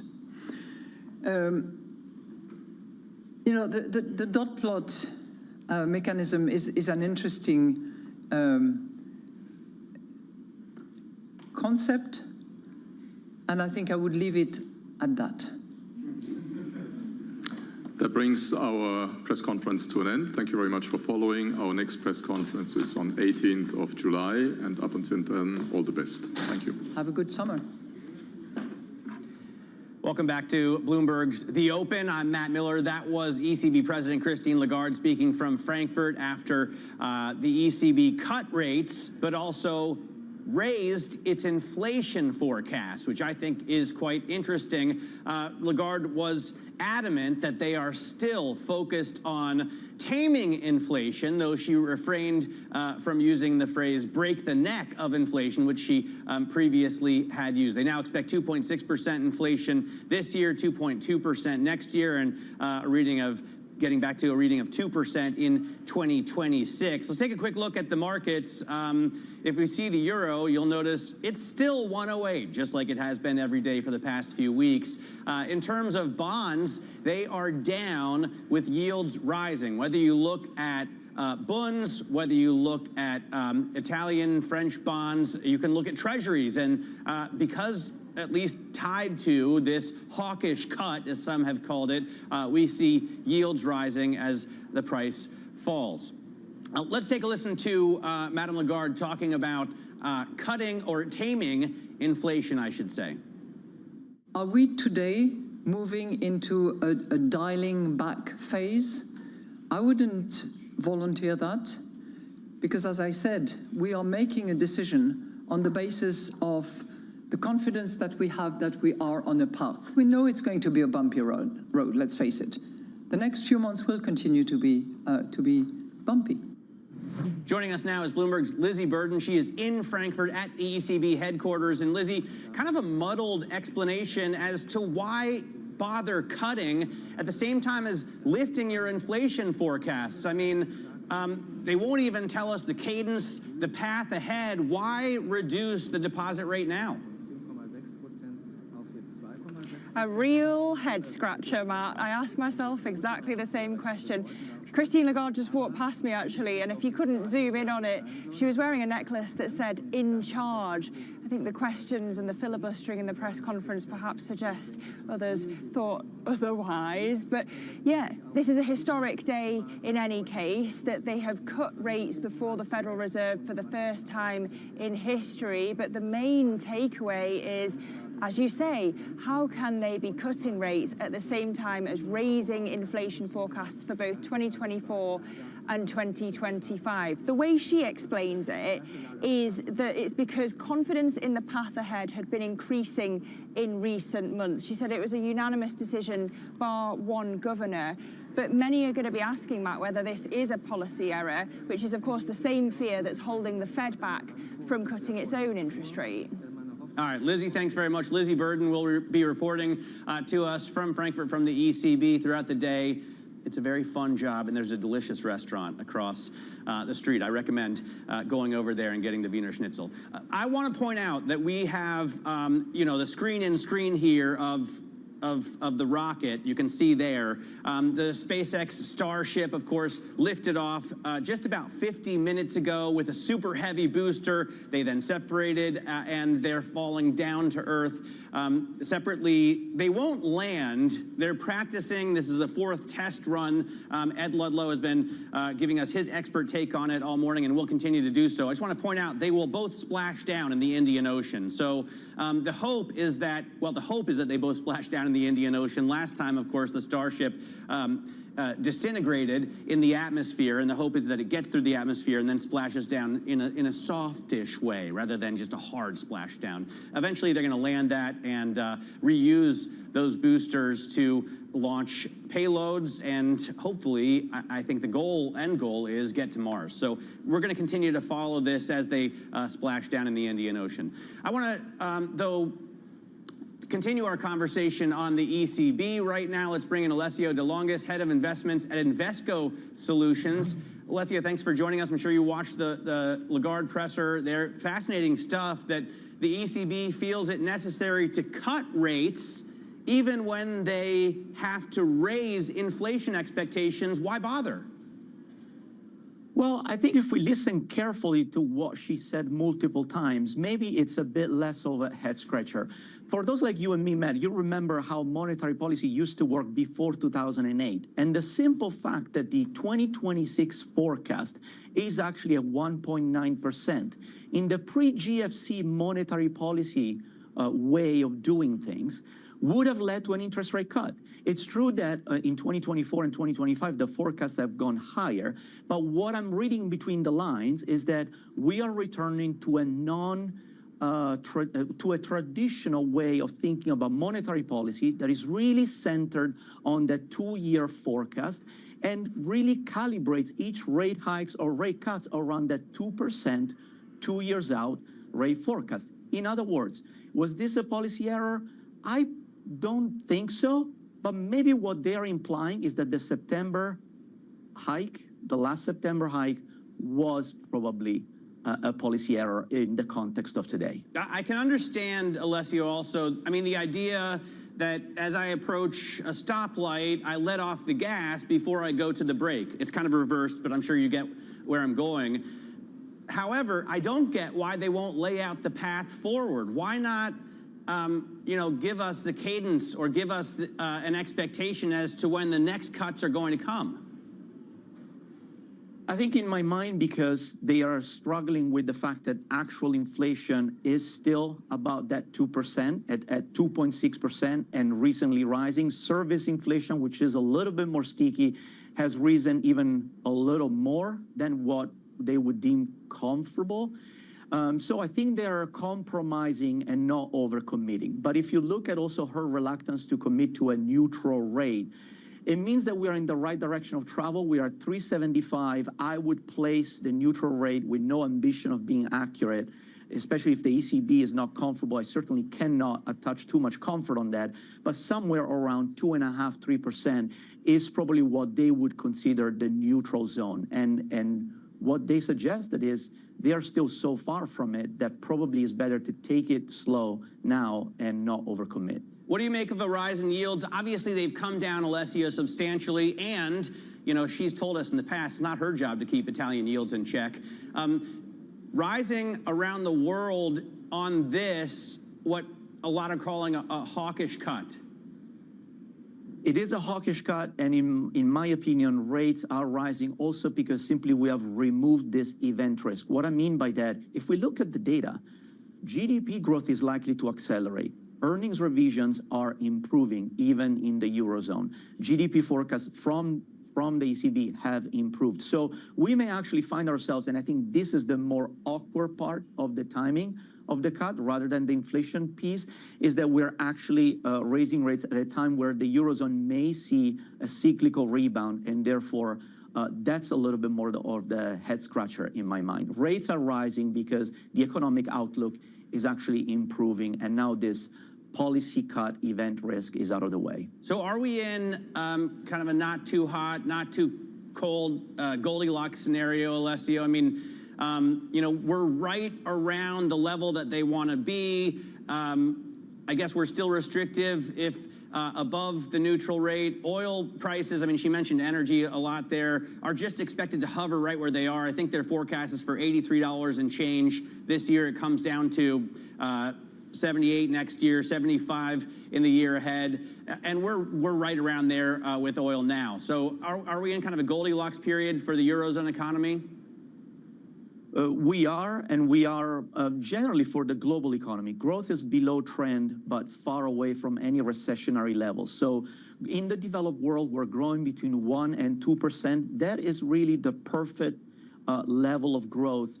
And on an gradually improving trajectory, that is the perfect level of growth to wait and see and let that inflation path gradually come down while navigating the risks, as you suggested, that we may get the occasional shock from energy prices, or we may get the occasional shock from unexpected base effects.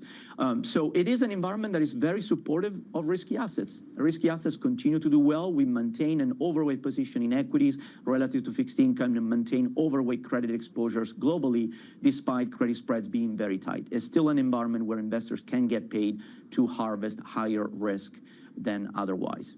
Alessio, thanks so much for joining us. Great to have you watch the ECB press conference along with us. Alessio DeLongis there is head of investments at Invesco Solutions. Now, we got U.S. data as well this morning. Jobless claims are out a little bit higher than had been forecast. Mike McKee, our international economics and policy correspondent, joins us for more. And of course, Mike, this comes ahead of the all-important non-farm payrolls number tomorrow. And the all-important Fed meeting next week, Matt. And it's interesting because the Bank of Canada has cut rates, and now the European Central Bank has cut rates, but markets don't think that's going to affect the Fed at all. They move forward the idea of a rate cut to November, but after the ECB and Bank of Canada and the data we got today, there's been no real movement there. And maybe that's because it's hard to know exactly where the U.S. is. You mentioned jobless claims. They did rise on a seasonally adjusted basis, but if you look at the non-seasonally adjusted number, the raw number, they fell. So what's the real story? It appears to be that we're not seeing people being laid off, suggesting any kind of major issue with the labor market. Productivity came in a little bit weaker, but unit labor costs fell in the revision to first quarter numbers. There's a sort of opposites for you to try to figure out as well. Trade balance also comes in a lot bigger than the prior month, and that suggests slower growth in the second quarter, except that a lot of that was due to rising imports. And if we're buying a lot of stuff from overseas, maybe the consumer isn't done yet. So a lot of contradictory things for the Fed. You mentioned the jobs numbers tomorrow. This, of course, is the big thing. 185,000 is what the Bloomberg economist consensus is. The whisper number, though, for the first time in a long time, Wall Street's thinking weaker, 168,000. No change in unemployment, no change in average hourly earnings. Join us at 8:30 Wall Street time tomorrow morning, and we'll give you the numbers. Absolutely. And if you have a Bloomberg terminal, of course, you can play along at home. Just type WHIS-GO to put in your guess for non-farm payrolls. Mike, thanks for joining us. Mike is the Bloomberg International Economics and Policy Correspondent. We'll hear from him again, well, more throughout the day, and then again, of course, tomorrow at the all-important NFP release. Let's talk to Stephen Whiting right now. He is Citi Global Wealth's Chief Investment Strategist and Chief Economist, and I believe right now interim Chief Investment Officer as well. Writing in his mid-year outlook, he says, after holding up well in early 2024, the global economy is regaining strength and may grow into 2025 and beyond. Steve joins us right now. Great to get a chance to talk to you after you released this mid-year outlook, Stephen. What do you think about, the main driver seems to be AI this year. It was the main theme last year as well, and we've gone pretty far pretty fast. Is it not too late to get on board with this? Well, it's our only area of boom in the economy where there's just massive increases in spending. It's about 12% of all technology spending all of a sudden. We think that there are a lot of areas that are beneficiaries of this. Think about the industries that serve the semiconductor producers, the equipment makers, for example. Think about the energy and the equipment that's needed to produce these data centers.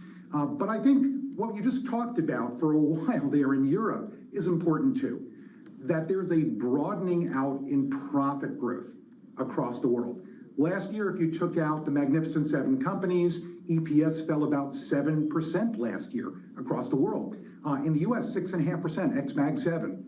So there were many sectors, many industries that were suffering while employment growth was strong.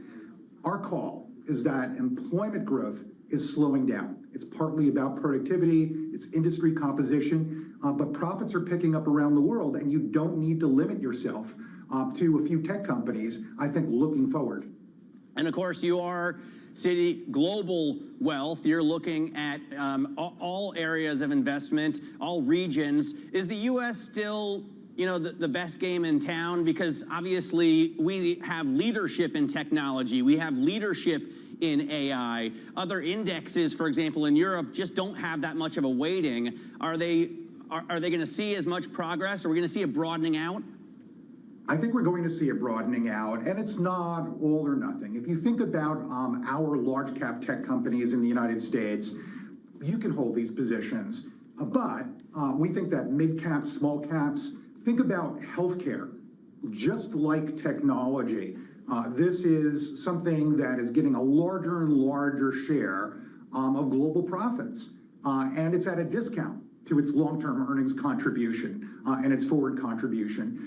So there's more than just tech, and we're not expecting anything like US valuations out of Europe, but when they're swinging from profit declines to gains, we can broaden out and diversify portfolios without giving up as much return. Last year, the fewest number of companies could beat the S&P 500. If you take a look at the breadth reading last year, and you put a portfolio together, it was extremely hard to beat the S&P 500. The breadth was the narrowest since 1998. We think it's on its way to picking up now and seeing it this year, even while there's some strong contributors in large cap tech. Is your bullish outlook dependent, Stephen, on rate cuts? Obviously, we just saw one from the ECB, the Bank of Canada yesterday. The BOE is expected to cut in a couple of weeks. And these come at a time when, you know, it's a very difficult time for the world. A long, ongoing hot war in Ukraine, a hot war in the Middle East, a cold, at least cold relationship between the US and China. So I wouldn't look at it as rate cut dependent. It is dependent on continuing an economic expansion and profit growth. Now, I think what you just saw out of the ECB is an appropriate forward look at what conditions will show. Just 2 years ago, the Eurozone had a 10% inflation rate. Now we're quibbling over whether or not it's 2 or 2.1 when you look 2 years out. But they're thinking about where conditions are going, and it's the labor market that's been very strong. Now we're seeing trade pickup. We are seeing profits pickup that are related to these industries. Now, you did mention conflict zones. We have always seen multiple conflict zones. It's fairly rare, as you could read in our updated wealth outlook today.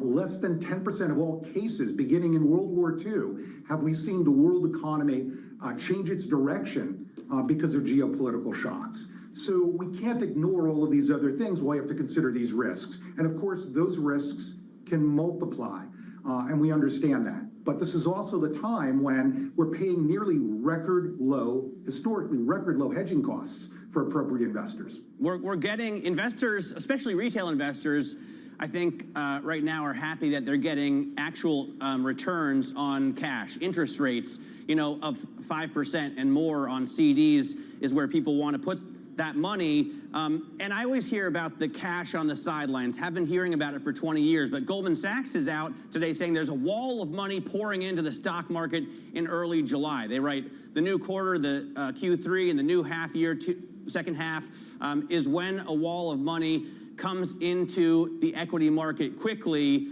Are you a believer that retail cash is enough to pump up markets even more? Look, I believe in the fundamentals, and I think that last year we were quite depressed with everyone believing accelerating inflation and recession at the same time. We're not expecting to repeat the returns of the last 6 months. 16% for the S&P 500. We do think that there's a lot of catching up opportunities below the surface. Okay. And we don't believe that these short-term interest rates are going to endure. I've got to cut you off.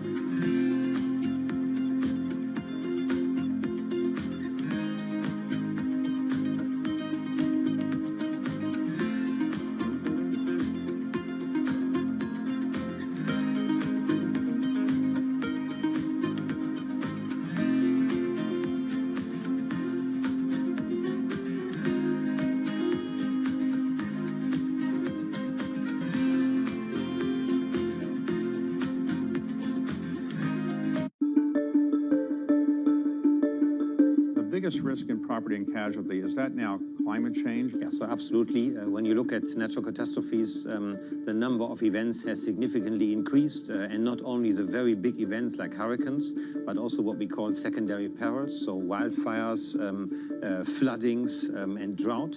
And this leads to the fact that you have far more events and therefore a much higher cost of all of the natural catastrophes. How do you really assess the risk of climate change? Because how can you possibly know whether there's going to be a hurricane or a flood? Is it just based on the past or the projection of the future? Or how do you do that? Since the dynamic has changed, we need to also look forward. And what we do a lot, we work a lot with scientists who understand what the warming of the Earth and climate change will mean for the question of taking risk. And secondly, we take much less risk than we used to take because we have to be careful. So let's suppose there are a lot of hurricanes. Is that good for property and casualty insurers or not? Good because people say, well, there's going to be more hurricanes, I should buy more insurance, or not good because you got to pay a lot of claims? It depends. I would say it's good because it creates the awareness to do more prevention. What we see today is that, as I said earlier, there is more events. It becomes more and more difficult to insure, and therefore we work a lot with our customers around preventions.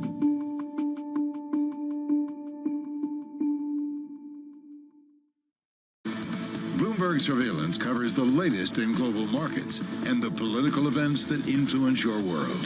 Join Jonathan Farrell, Lisa Abramowitz, and Anne-Marie Hordern only on Bloomberg. Context changes everything.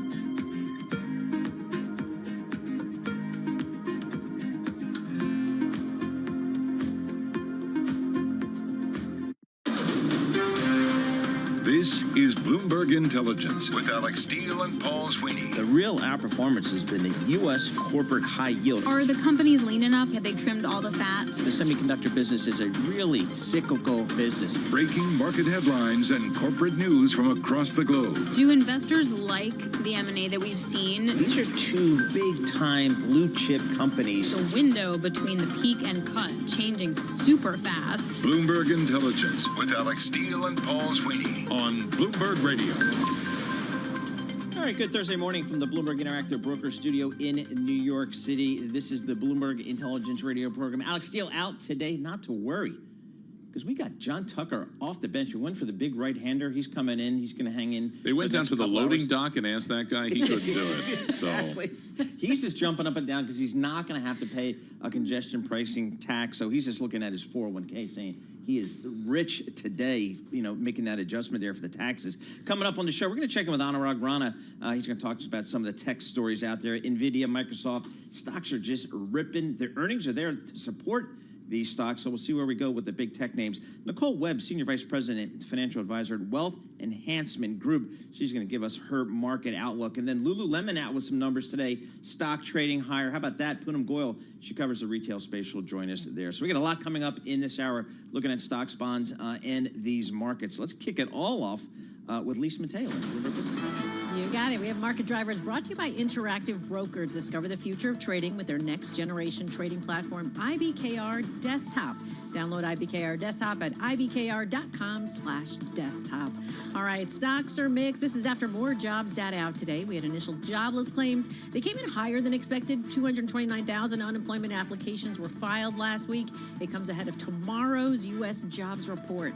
So let's get to the NASDAQ right now. Down 0.2% or 34 points at 17,153. We have the Dow up 0.3%, up 138 points at 38,943. The S&P 500, That's little changed, and that's at 5,354. We'll go over to the 2-year yield, 4.73%. That's little change. The yield on the 10-year, 4.29%, and that's up 1 basis point.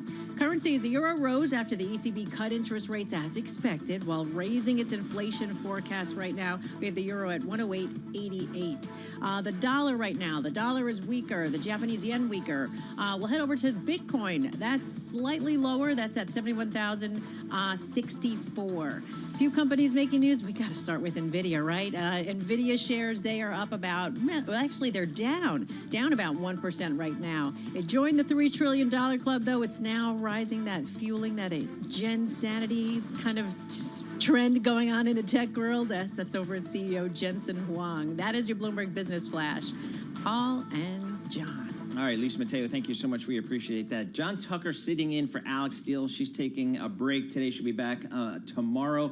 I'm Paul Sweeney. We're live here in our Bloomberg Interactive Broker Studio. We're also streaming on YouTube, so you can head over to youtube.com, search Bloomberg Podcast. John, literally, we can look out our window on Lexington Avenue at 60th Street, and we can see these big things overhanging Lexington Avenue. Oh, yeah. That are supposed to, I guess, look at your car, look at your license plate, and charge you a toll for coming into Midtown. What do we do with those things all over Manhattan now? I think it was a little premature to put those up before Governor Hochul jumped in. Yeah, that was the toll readers. They're not going to be activated. Who knows what the timeline is? She says indefinitely it's going to be suspended, the anticipated toll reading of congestion pricing in New York City. I mean, of all the news that we're dealing with over the last 24, 48 hours, to me, that locally, that was locally, it was just stunning. Nobody expected that. In particular, the Metropolitan Transportation Authority, which was depending on that. They were going to depend on the revenues to then float, I think it was something like $15 billion. Joe Mysak was going to do a lot of those municipal bonds for us. I mean, he's going to be reporting on all of that. So I don't know what happens there. I'm going to guess it's just all political. And it is all political. And she as much admitted that, the governor of New York, saying that, with the oncoming Congress, she's not up for re-election, but there are congressional districts that were on in the suburbs of New York.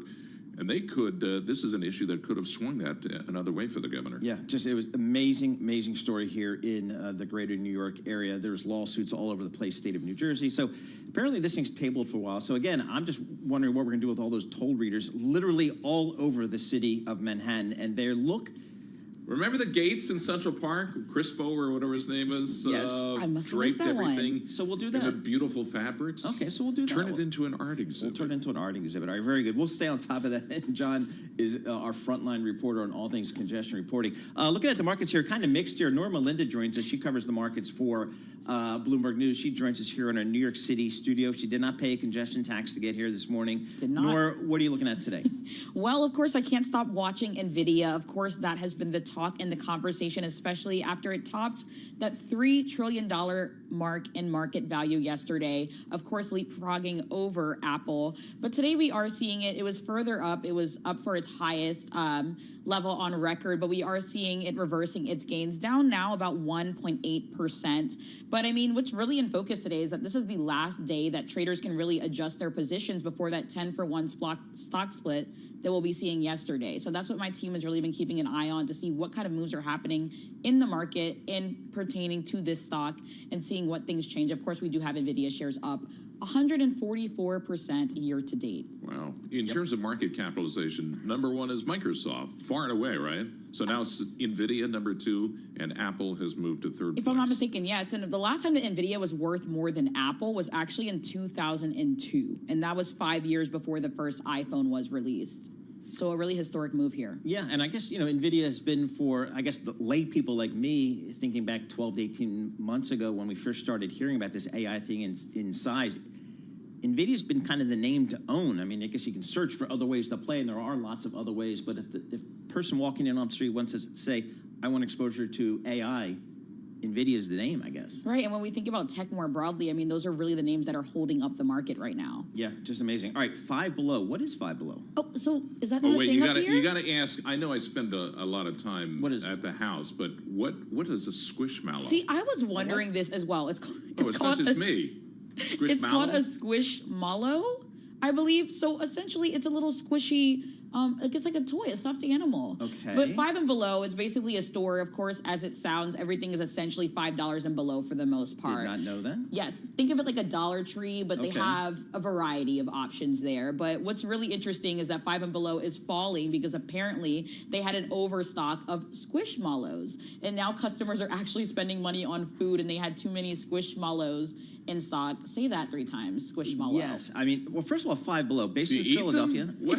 No, it's a stuffed animal. Oh, okay. I'm pulling up a photo now. I've missed it. Bloomberg Intelligence covers this thing. It's a plush toy. But again, it's based in Philadelphia. They have 7,000 employees, so it's a real company. I'd never heard of this company before, much less the Squishmallow. Squishmallow. See, now I have to buy one just because the name is fun. I mean, look at this company. Five Below. It's got a $6.5 billion market cap, but year to date, the stock is down 44%, down 10% today. So a little inventory problems, you're telling me? I mean, yes, that's basically what they're saying. Consumers are shifting their spending toward categories like food and beverages, and apparently there were just too many of these stuffed animals for them to sell. The CEO said that consumers are now more discerning with their dollars, increasingly buying to need. Five Below is one of those stores you go to like on Christmas Eve when you need to stuff the stockings for the kids. Right, the odds and ends. Well, I last minute additions. But, you know what I mean. All right, my good friends, and I mean that sincerely, at Lululemon, what's happening? Yes, so Lululemon, we are seeing that on the positive side. We are seeing shares jumping as much as 9.6%. This is the biggest intraday gain since October, and this is after the company boosted its EPS guidance for the year. Now, which one of you, John or Paul, is a fan of Lululemon? The good news is, Paul, they're selling like stuff for old fat guys. So Is this so? Oh, yeah, God, I that's mean, not they're good. looser fittings. Thank It's goodness. no longer form-fitting. Okay. Thank God. They're trying to widen the net, right, and catch as many people as you possible. got to ask the question, do real men like Paul go into a store named For Lululemon. No, but I like the product. You know, they've done it's good stuff, but they had some good numbers, I guess. Yeah, I mean, it said that the board also approved a $1 billion increase to its stock repurchase program. So lots of good news here, and results and guidance did come in better than feared. All right, very good. All right, Norma Linda, thank you so much for joining us. Norma Linda, she covers all the equity markets for Bloomberg News, joining us here in our Bloomberg Interactive Broker Studio in New York City. Congestion pricing free zone of New York City. We're happy about that. Let's talk technology here. There's a lot happening. Again, the Bloomberg News story today, which is just amazing to me. NVIDIA, Microsoft, and Apple are bigger than the China stock market. That's wow. I don't know who did that math, but that's like a good math that makes a good story to me. That's a great story. I mean, does it mean they're overvalued or China's know. undervalued? All right, let me check in with somebody who might have an opinion here. Anurag Rana, Bloomberg Intelligence Senior Tech Analyst.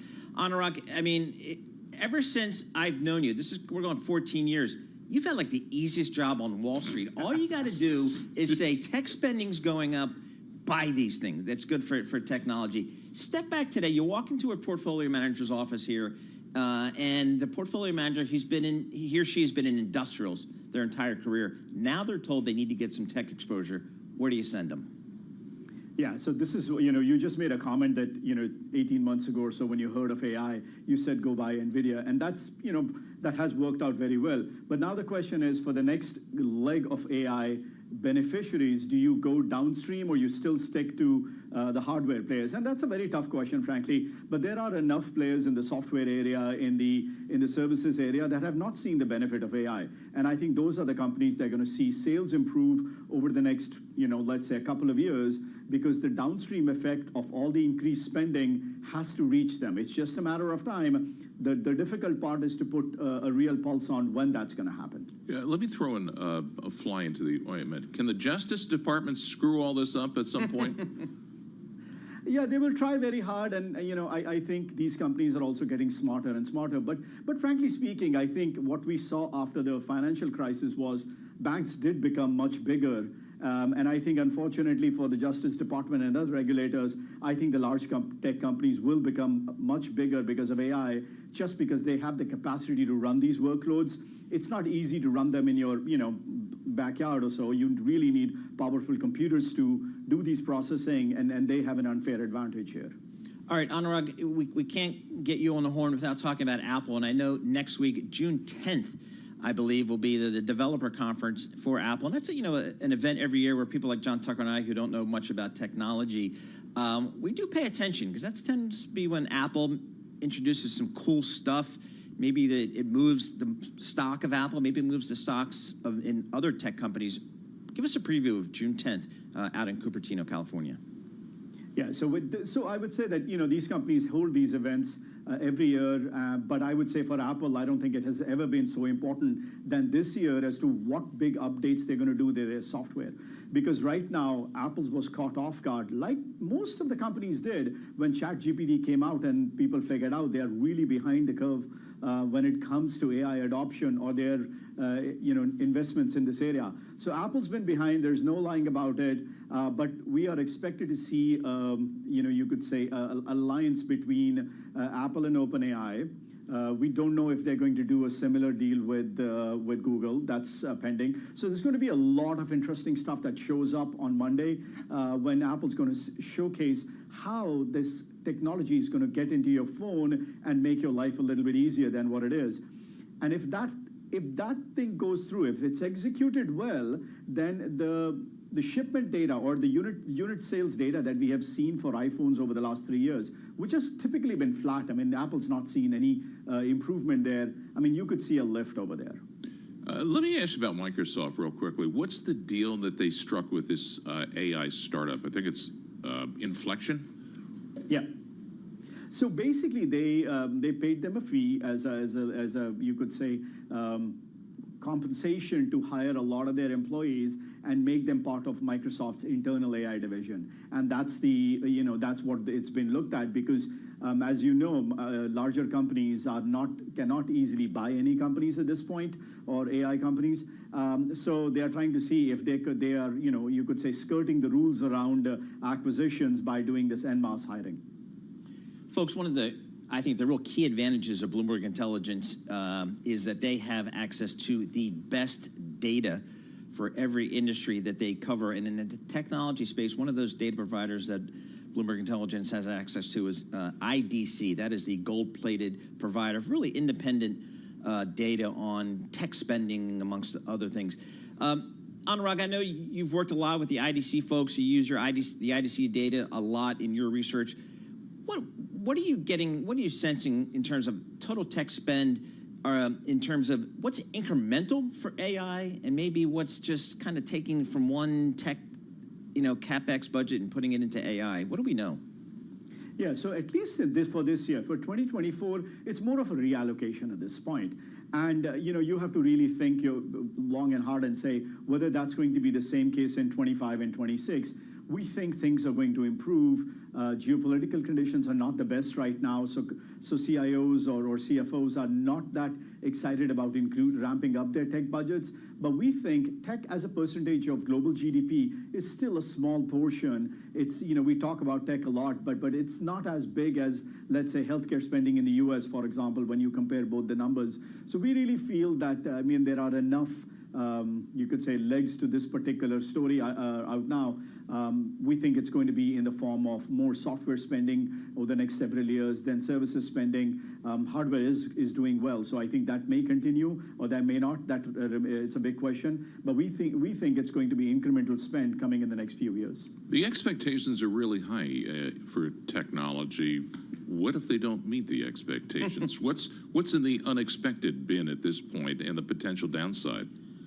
Yeah, you see, you talked about 2 or 3 names, NVIDIA, Apple, and Microsoft. But when you look at other companies, let's say if you were to pull a chart of Salesforce or Workday or Accenture or TCS, they've all been going down, or they have not seen the same benefit coming through. And that's where the allocation is being taken away from and going into the hardware areas. So those are the companies that could see slight improvement next year. The sentiment is really bad in the software arena right now because of the lack of that spending. I think that may change next year if economic conditions improve, or I would say geopolitical conditions improve.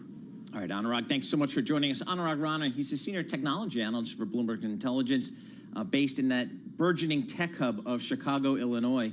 We appreciate him checking in there. So even HPE, you think about HP, the old Hewlett-Packard Enterprises, they actually came out with numbers yesterday that were really strong, and they cited AI servers. So there's a company like Dell. You think Dell PCs, right? You think HP PCs, printers, stuff like that. But they're doing these servers that are being used by these AI folks, and boom, it's moving their numbers. Are you saying all you have to do is attach AI to I something think so. and it's one of your products? Well, and one that's of the things I'm thinking about when you think about AI, what we have not had, like we had with Google and kind of the internet and all that kind of stuff.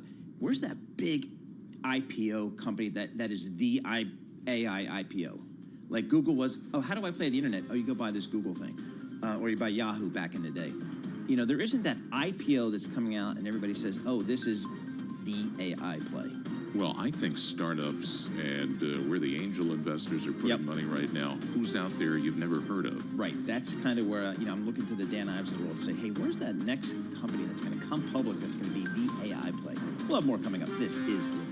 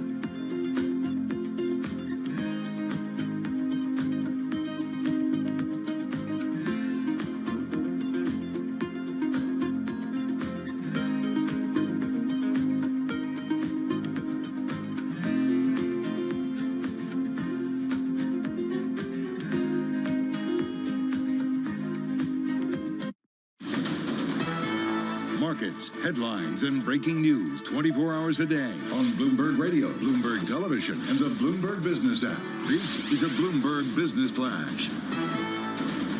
On the Bloomberg Bloomberg Interactive Brokers Studio. I'm Lisa Mateo. We're on records watch. We're waiting for an encore after the NASDAQ. S&P hit records yesterday. We'll start with the NASDAQ now, though. Down about 0.1%, down 32 points at 17,155. We have the Dow up 0.3% at 133 points, 38,940. The S&P 500, well, that's little change, up about just a fraction right now, about a point at 5,355. Over to the bond market, we have the 2-year yield at 4.73%. That's up 1 basis point. The yield on the 10-year, 4.29%, and that's up 2 basis points. We'll head over to commodities. We have spot gold is higher at $2,364 an ounce. We have Brent crude at $79 a barrel. WTI crude at $74 a barrel. To equities, a lot of talk has been around NVIDIA becoming the first computer chip company to hit $3 trillion in market capitalization. Bloomberg reporting NVIDIA, Microsoft, Apple now worth more combined than China's stock market, with a total market capitalization of about $9.2 trillion. Now, since we mentioned Microsoft, the Wall Street Journal says the FTC investigating whether a deal Microsoft struck with AI startup Inflection may have been structured to avoid scrutiny. We have Microsoft shares, though they're down about 0.1%. That is your Bloomberg Business Flash. Over to you, Paul and John. All right, Lisa Mateo, thank you so much. We appreciate that. John Tucker sitting in for Alex Steele. Alex will be back tomorrow. I'm Paul Sweeney. We're live here in our Bloomberg Interactive Broker Studio. We're also streaming live video on YouTube, so head over to youtube.com and search Bloomberg Podcast, and that's where you'll find us. Looking at the SPX, year to date up about 12%. If you look at the equal-weighted Standard & Poor's index, up about 5%. The question is kind of where do we go from here? We've got a Fed that appears at some point it's going to be cutting rates. You got that on one hand. The other hand, you got decent earnings growth. That kind of seems pretty constructive here in the marketplace. But let's check in with somebody who does this stuff for a living. Nicole Webb, she's the Senior Vice President. She's a financial advisor at Wealth Enhancement Group, joining us via that Zoom thing. So, Nicole, as you sit down and talk to your clients here today, they've had a pretty good start to the year, by and large. What are you telling them about the back half of this year? Yeah, I think the back half is a little bit to be determined, but in the interim, we expect it to be pretty choppy. And I say that, for a myriad of reasons. I think the first being there was so much expectation that entering this year, and your lead-in was so perfect, was that, we're going to see this broadening out in the market, a breadth that would come through the first 2 quarters of 2024. And that's not really been the case. And actually, over the last couple of weeks, which we've seen is less breadth and more leadership in mega technology again. And so, probably to get that next stickiness, the next run from here, one would expect that we need more confidence throughout the cap spectrum, not just concentrated in technology. And then you couple that with the fact that we've had a lot of interest rate volatility. I mean, really, even in the last 5, 6, 7 trading days, the 10-year has moved a lot. And so, there's some underpinnings to this market right now that we expect to, keep it choppy for the coming weeks ahead. The data that we've been getting, does that show slowing that indicates interest rate cut that's going to be good for equities, or does it show slowing of the economy that's going to be bad for corporate profits? Our stance on cuts is that, and it kind of circles back to the ECB today, which I loved that their words were a bit hawkish in tone, but their actions were that they want to see rates stabilize.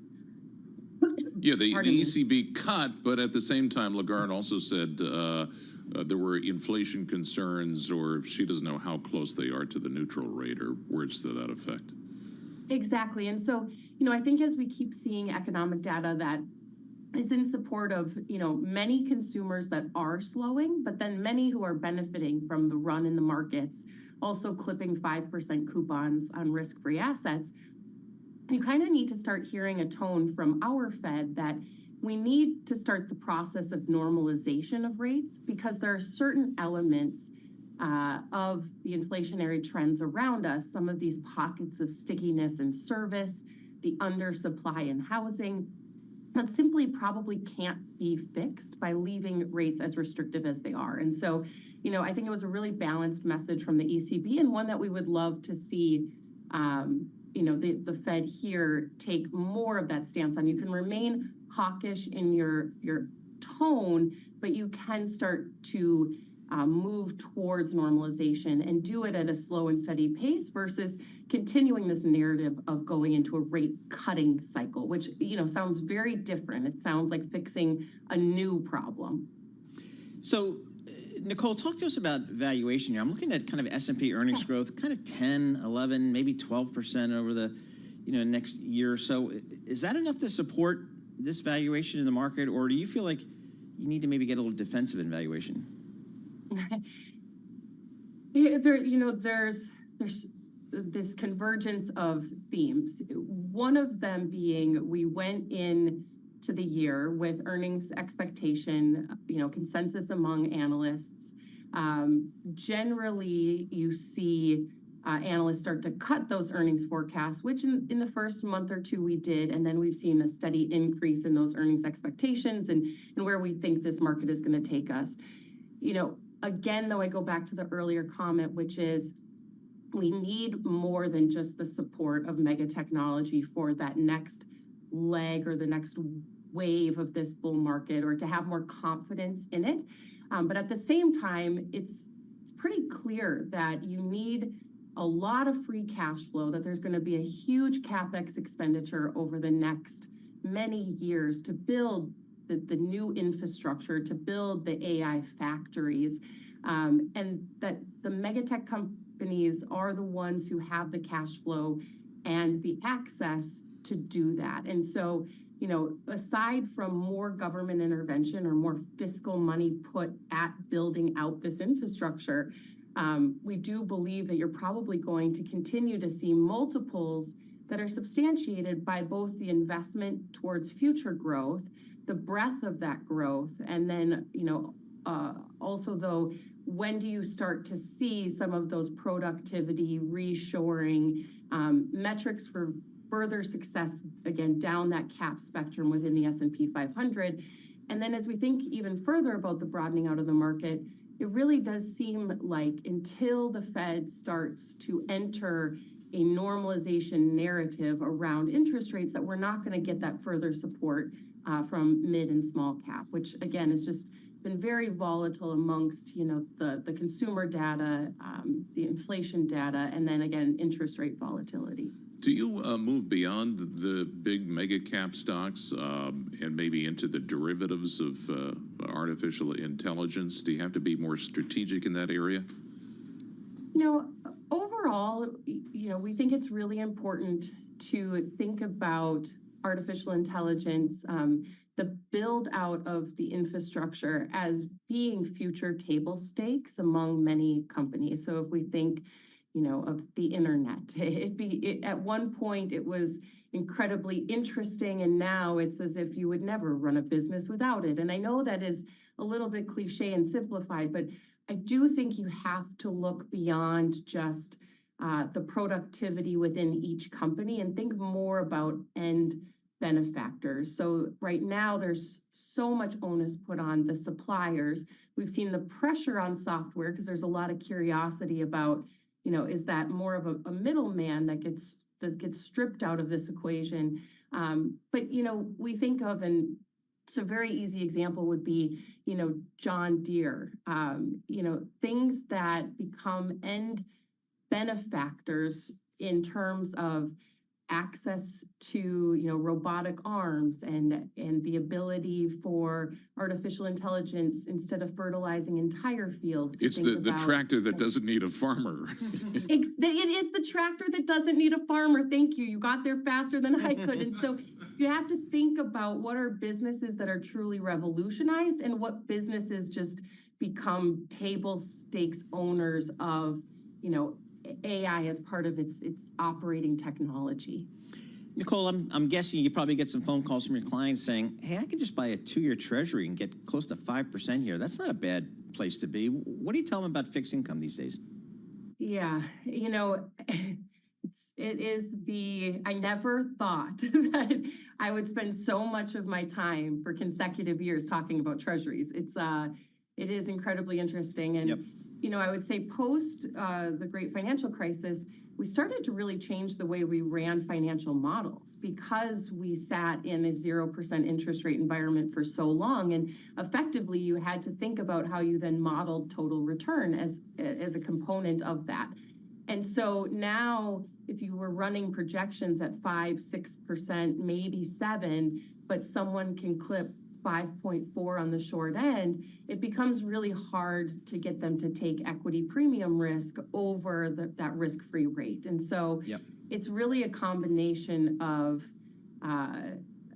thinking about public markets, private markets, and then how much duration are you going to build into your portfolio today? You know, how far out are you going to go? Because for many, the tax equivalent yield on a 10-year is still incredibly lucrative. And so that is becoming a bigger part of the overall conversation. All right, Nicole, thank you so much for joining us. As always, Nicole Webb, she's the Senior Vice President, Financial Advisor at Wealth Enhancement Group, joining us from New York via Zoom here. Coming up, we're going to check in with Poonam Goyal. She's a senior U.S. e-commerce and retail analyst at Bloomberg Intelligence. We're going to discuss Lululemon earnings. They came out with some better than expected numbers, some good guidance, stock moving higher. How indicative is Lululemon for the overall retail consumer? We'll check in with Poonam Goyal on that. With our news in New York City, here's Michael. Thank you very much, Paul and John. President Joe Biden honored the 80th anniversary of the D-Day invasion at the American Cemetery in Normandy, France. The president delivered remarks reflecting on the legacy of those service members who stormed the beach that day. The men who fought here became heroes, not because they were the strongest or toughest or most fiercest, although they were, but because they were given an audacious mission, knowing, every one of them knew, the probability of dying was real. Today's events are part of a 5-day visit that's set to include a speech tomorrow at Point de Hoc between Omaha and Utah beaches, where American Army Rangers scaled 100-foot cliffs to overtake German artillery. The White House says the president is expected to speak of the future of democracy around the world. Secretary of State Antony Blinken is also in Normandy. He was asked about the international order and the need to stand up to tyrants. If we don't stand up for those rules in our time, then we risk seeing what happened in the time that we're commemorating today. Secretary Blinken on CBS Mornings.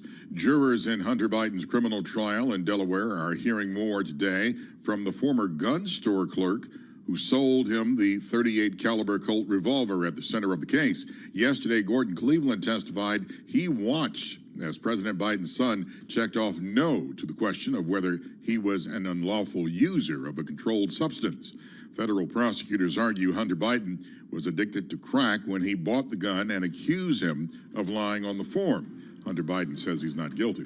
SpaceX's massive Starship rocket successfully blasted off on its 4th major test flight as Elon Musk-led company worked to make the vehicle operational and ready for regular space trips. Even more good news, it survived landing in the Indian Ocean.